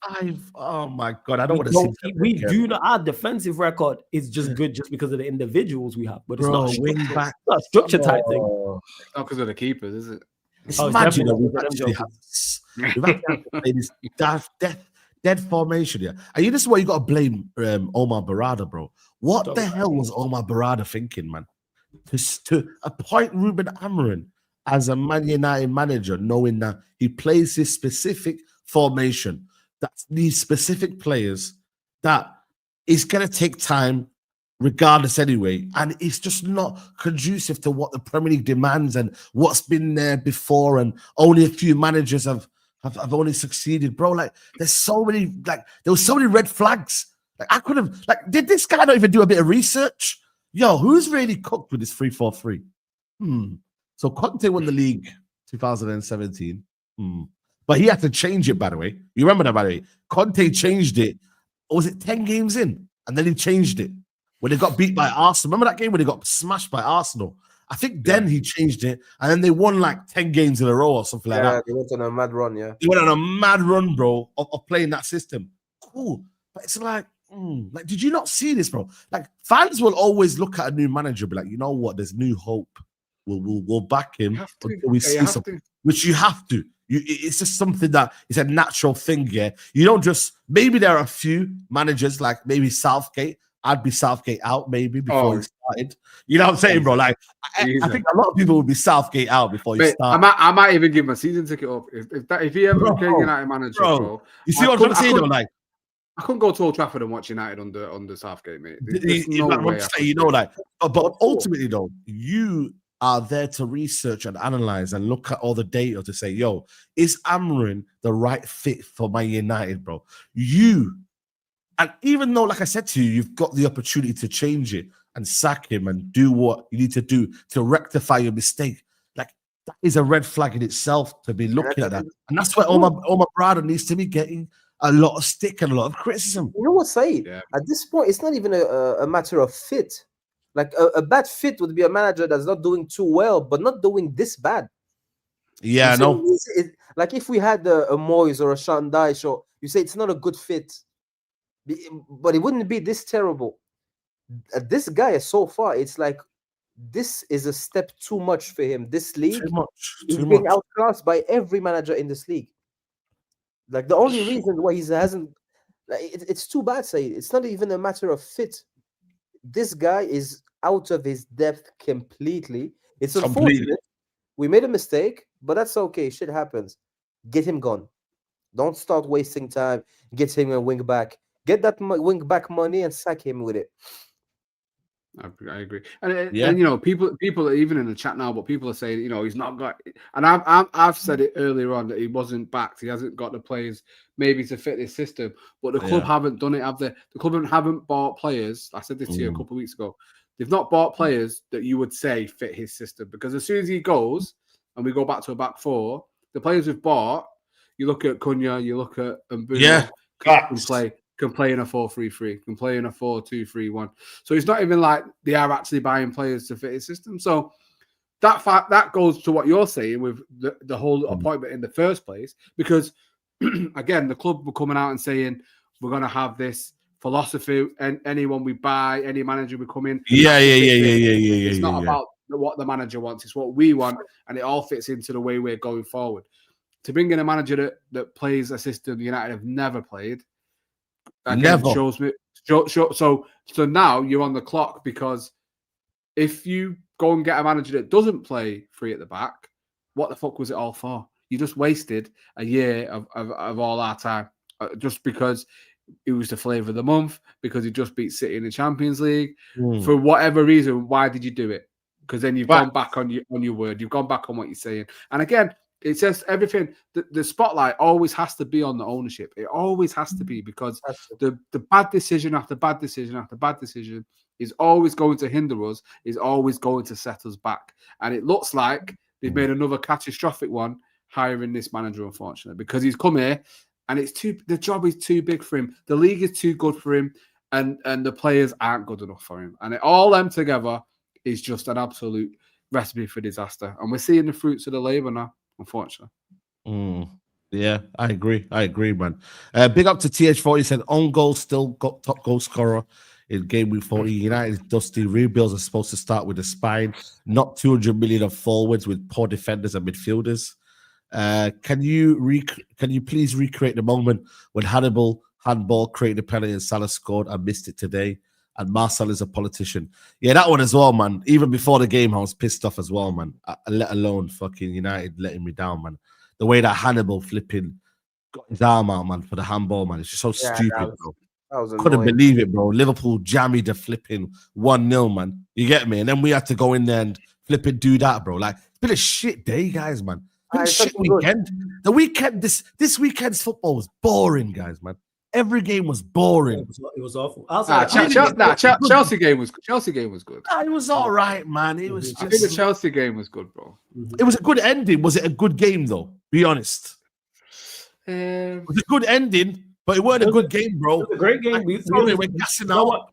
It's a great game. People like to talk about influence and bad decisions and that. We seen where Garnacho picked that up from Bruno today. They did the same thing this weekend. Yeah, I know. They did the exact same thing.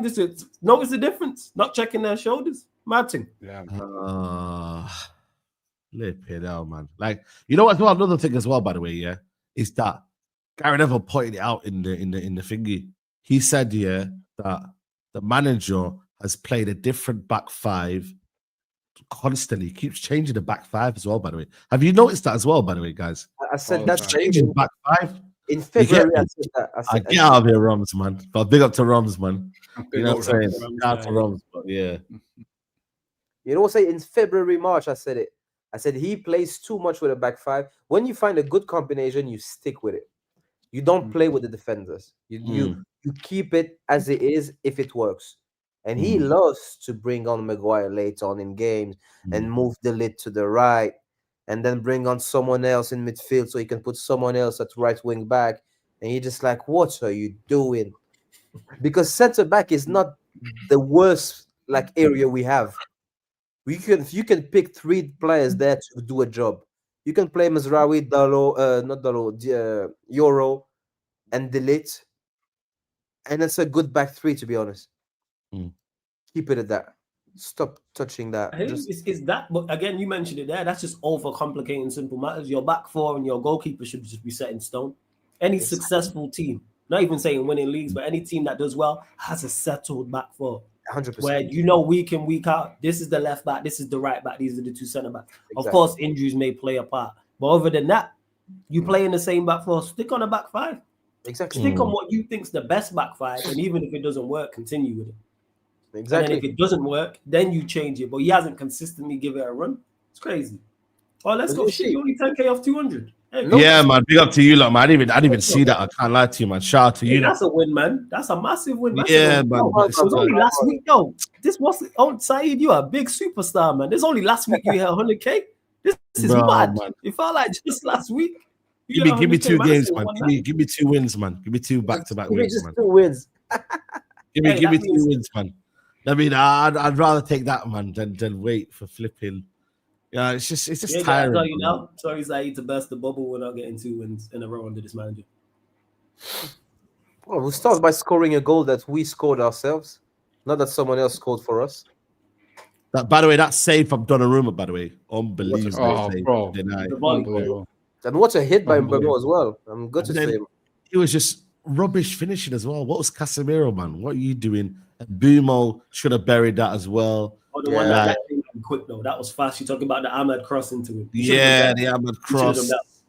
Should have done better. Yeah, there was a lot of it's just the game was done at that point. The game was done by then. That's what I'm saying to you, bro. The game was done by then, and there was literally no need for us to get excited, bro, about this United and the team or what they are. And like I said, Chelsea next. You got to wait. The thing is about this year, it's got to wait a whole week of analyzing this shit. You can analyze the media, Chelsea, man. Because they play Bayern Munich in the midweek, so we got a preparation. We got the preparation. We got an advantage, guys. We got an advantage. We rested, guys. We're well rested. Full week on the training pitch, and our tactical plan. Whereas they travel all the way to Germany to take on Bayern Munich. Not only will it be a tough game, they have to travel there. They have to travel back. So Maresca's not currently, assessing that game. He's currently assessing Bayern Munich. So it's advantage Manchester United in the preparation department. Advantage Manchester United, man. Advantage Manchester United. United 3-1, saying it now. Boy. I don't even know anymore, man. I genuinely don't even know anymore about flipping results. Don't gaslight me. Anything anymore. Would I ever do such a thing like that? I might just, no, never. I'll just take my forfeit right now for the big 6, man. I don't want to predict anymore for United. You should do, Saeed, just predict us losses, because then if we lose, you go up in the rankings, and then if we win, even though you'll go down in the prediction rankings, you'll be happy about United winning. Just predict what? Losses. I might do that. Man, just predict losses. Yeah, that's gonna cook you if you start saying United lose, bro.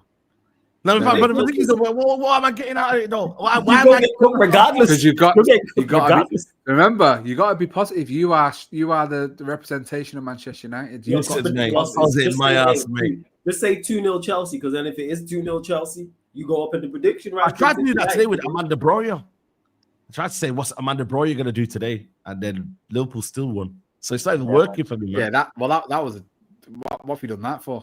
That's the worst. Because I thought, if I do that, then, because I do that quite a lot, where I say, what's that player going to do? And then they end up scoring. So I thought, let me just try and do that with Amanda Broyer. Not even the reverse psychology gods are gonna fall for that one, mate. Like, that's too much of a reach. That's too much. I don't know, man. Like, you know what I mean? Like, people are saying Ogati played well today. I don't really like. Did anyone see that? I thought he was decent, to be honest. I think he gets too much criticism, to be fair. He just ran around. He just ran around, closed downs, made a couple tackles. I think first half he looked okay. Second half, I think the bozo started to come back out in him. I think. You know how hard it is to play next to that other guy. Oh yeah, I mean, I know. That's what I'm saying to you, bro. It's terrible. If we had N'Golo Kante play next to Bruno, people would say N'Golo Kante lost his legs or some shit. He's terrible. Yeah. I get it.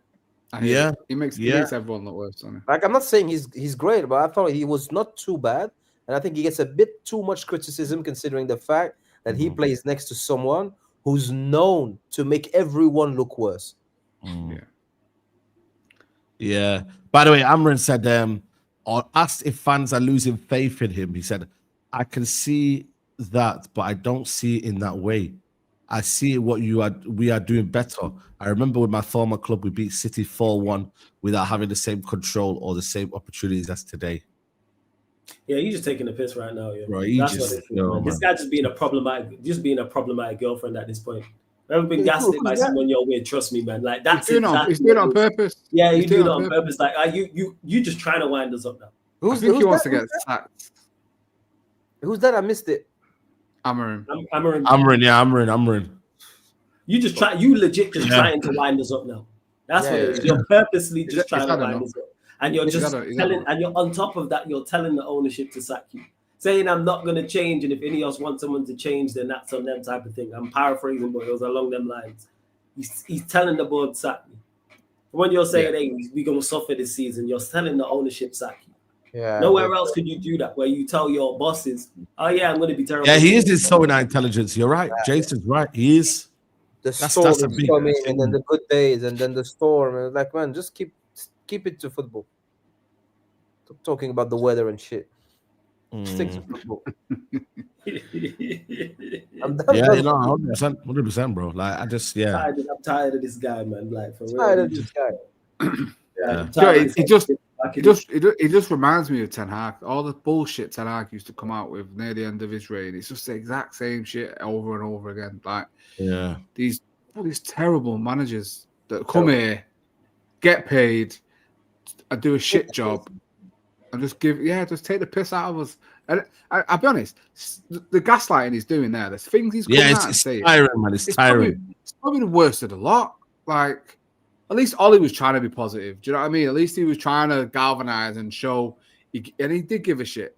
Ten Hag was backing it with trophies a little bit. Do you know what I mean? So he had a bit of ego because he'd won a couple of trophies, and he felt like he was just a prick. That's the thing. He was a prick himself. Like, you can see, Leverkusen did not sack him because of the 2 results.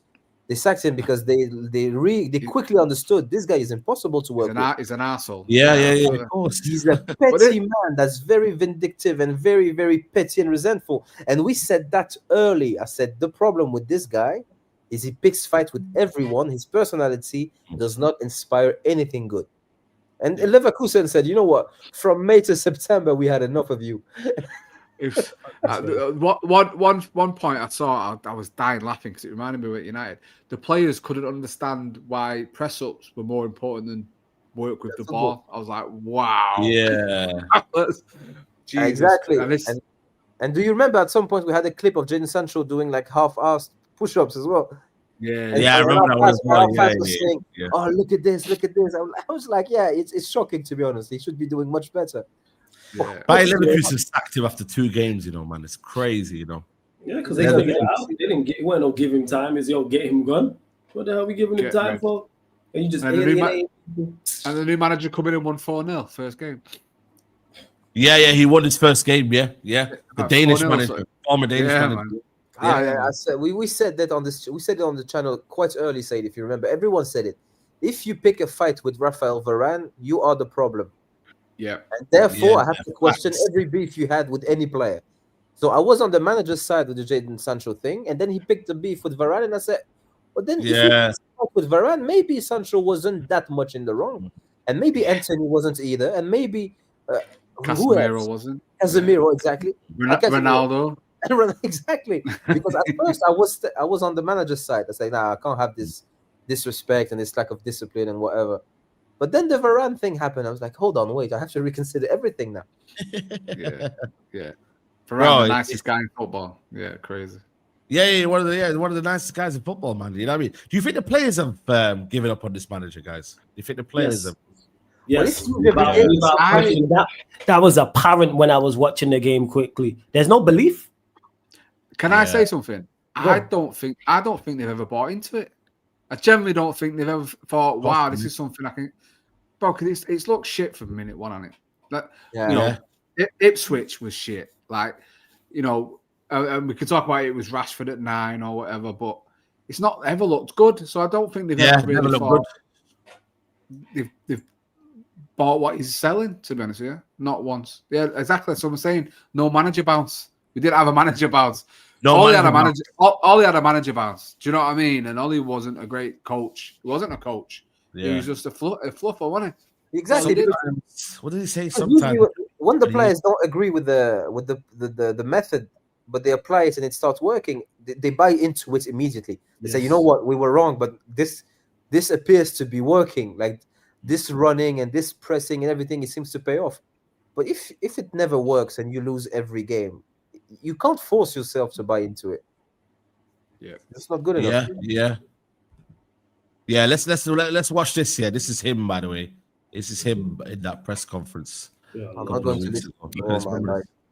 Sometimes I want to quit. Sometimes I want to be here for 20 years. Sometimes I love to be with my players. Sometimes I don't want to be with him. So again, I need to improve on that. It's going to be hard. But now I'm focused in the next game. Sack him. Bro, man, this is... Bro, I forgot about this. When he said... Bro, and then there's another one where he said, oh, like, I've used my credit and, you know, now we need to move forward, you know? I want to stay here for 20 years and just, you know, like... He had no credit in the first place. What credit? Bro... It's mad, you know, when you deep it, bro. Sometimes I want to leave. Sometimes I want to leave. Go then. No one is keeping you in, man. It's got a gun to your head. Nah, you know who's keeping him in? The ownership. The ownership. Yeah, it comes back down to it, guys. Whether you like it or not, chat, man. It comes back down to it. Who's keeping him here is the ownership. He can say what he wants. You could argue he's entitled to say what he wants because. You know, if he was to go to him and say, "Listen, guys, I'm going," knowing you don't have to do a payout, of course they're gonna let him go. So no one's keeping you here, bro. He's on a 2.5-year contract. He's about to complete. To be fair, he's not even done 9 months yet. Yeah, not done a year. Not even done 10. Has he? Maybe there's a term. Maybe there's a contract. If he gets sacked within a year, then he has to be paid a certain amount. Maybe that's one part of his contract, maybe, that he's put in a termination clause where if he gets sacked within the first year, then he gets an X amount. And maybe Ineos don't want to pay X amount. I don't know. I'm trying to think. I hope not. I hope that's not the case, mate, because you can't, as a manager, that's a red flag immediately. You can't come out as a manager and say, sometimes I feel like I don't really want to be here. Then the fans have to say, don't be in it. This basically tells me you have no control over yourself and your emotions. How can you be a good leader? But it's no surprise that Bruno's the captain. It's a great... We have 2 very unstable people in charge. Delo and Shaw are in your... Oh, no, Shaw's not in it. Delo and Maguire are in your leadership group in the team. I think Shaw is as well. I think Shaw is. But apparently, didn't Shaw get pissed off because he wasn't, apparently? Or someone was pissed off. They were like, that's as well on that guy. Yeah.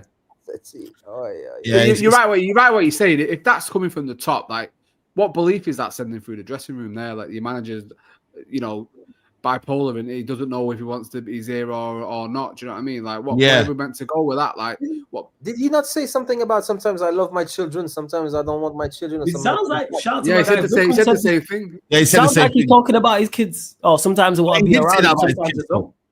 He said that I sometimes hate my kids and that and whatnot. Because that's what parents will say about their kids. It's like but you're not dealing with your kids here and your children. Exactly. I've never said that about my daughter.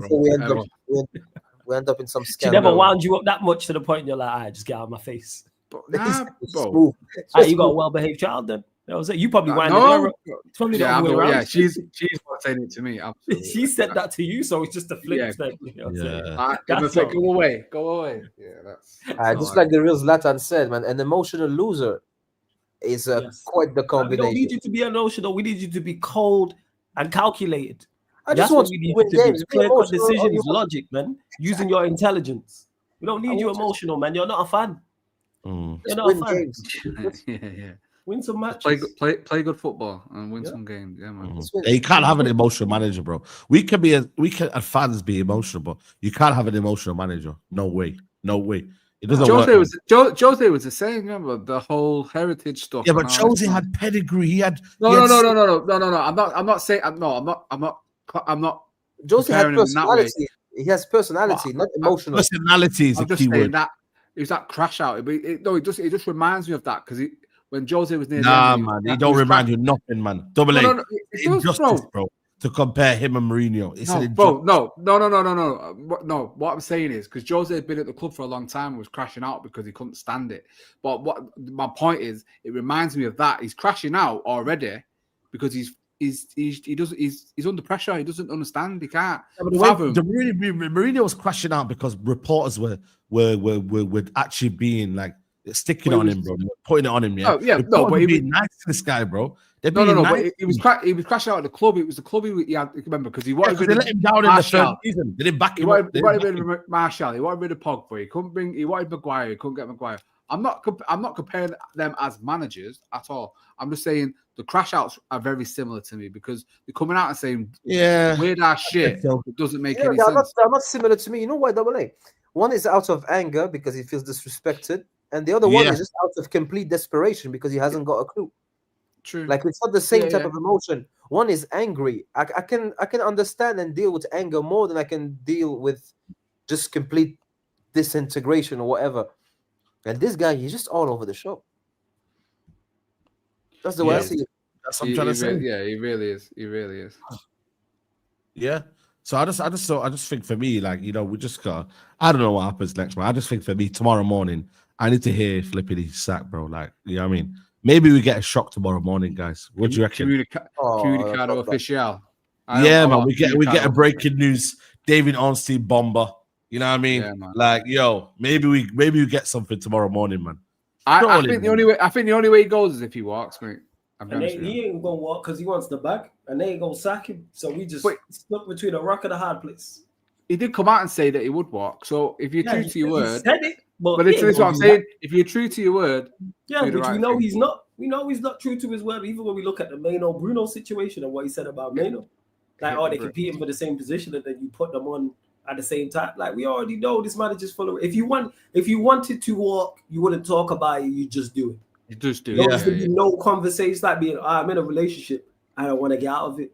Well, leave the relationship then. If you don't, guess what? You want to be in it.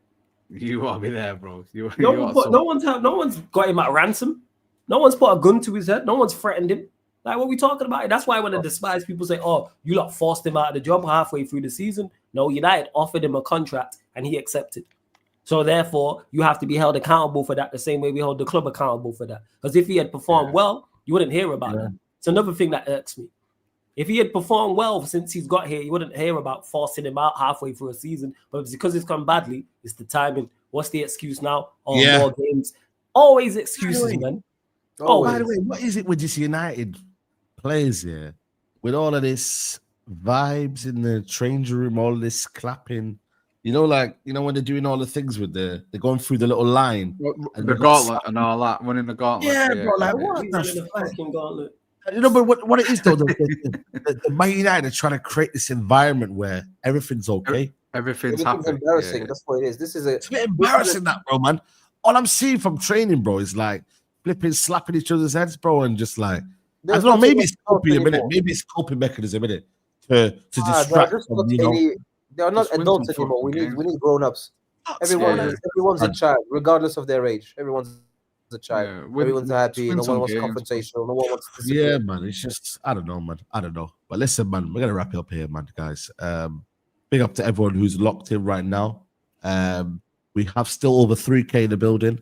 Exactly. Like someone Big up said in to the everyone who's got me to 190k. You know what I mean? Obviously, we've got 10k more to go to 100k. So big up to you lot, man. It's been a tough day, man. Literally, we started streaming at like 1:30 for the Liverpool game. Crazy. That didn't go well, and then we're here now. So why? It's one of them, man. We just have to wait in it. Chelsea will be there again. Double A, I'm sure. You know what I mean? We'll be there, and obviously we'll see what happens. Man. Yeah. There you go. Brother. Yeah, obviously, I'll be there, bro. Yeah, but big up, Saeed, obviously, man. Congratulations on nearly getting to 200k, man. The work rate is crazy. I think, nearly there myself. Just needed another 199,000, then I'll be there as well, bro. So, come on. Soon. So if anyone wants to help me reach my goal of 200,000, man. You lot make sure you go subscribe. I threw over there. Dropped a video. People are following you. You don't subscribing. Don't even drop any videos. Dropped a video today. So shut your face. Do you know what I mean? Don't even know what you're talking about. Who is the biggest problem at Manchester United? Is it the owners? Is it the manager? Is it the players? Or is it the fans? People in there, fans are in there giving me the thoughts. I give my thoughts on it as well, on each one. So the video's up in there. The channel's there. Go and subscribe. Videos every week will definitely be happening now. Consistency is key. It's going to be there. But as always, big up Saeed. Let me on the platform. Yeah. Always appreciate it. Big up to my hype man, Flawless. It's always good to have the brother Adam with us as well. And the best chat on YouTube, man. Let's hope it gets a little bit better. Try and enjoy your week. And we go again Saturday, don't we? And we'll see what Saturday brings, man. But yeah, try not to let it get you down. And trust me, that's the best thing to do. Positive, don't let it get you down, man. Yeah, man. Yeah, don't let it get you down, man. Enjoy your week, you know what I'm saying to you. And big up to you, man. Big up to you, Adam, man. Thank you for coming on, bro. Pleasure, my bro. Thank you for having me, man. It's been a long time, so thank you very much. And pleasure as always. Double A, Flawless, the chat. Quality, man. Quality. Yeah, big up to SB in the chat as well. Big up to catch up as well, man. You know what I'm saying? We are going to redirect to Flawless, man. You know what I'm saying? To big up to you, man. Big up to you, bro. Let them know what's coming up, man. Blessings, man, for allowing me on Jamal TV. Appreciate it, man. You know what I'm saying? Saeed TV, Jamal TV, whichever one it is. Enough people in the building watching, so big up to you every single time, man, for having me on. I appreciate it. Always good chopping out with Double A. Adam, always good to see you yourself. Run up the likes though here. I don't know how many likes we're on, but it's not enough. Run up the likes. Hit the subscribe button as well. Jamal's kind enough to redirect to me as well, people. So I've got a couple shows coming up tonight. Sports Q&A. So I'll be with the rest of the man and the gang talking all things in regards to the Premier League. And then after that, unfortunately, the United Liverpool show with the Bayesian lot. So shout out to Bayesian Reds TV. So that's going to be good fun. But yeah, Sarcasm City TV on YouTube. Sarcasm City TV on Twitch. So yeah, man, just run up the like, subscribe, follow. All that good stuff, people. Yeah, man. Big up to you lot, man. I'll be back tomorrow, midday live. Straight Jacket podcasts, all of that stuff. So, yeah, I'll see you lot tomorrow, chat. Go head over down to Sarcasm City TV, and we'll see you over there. Peace.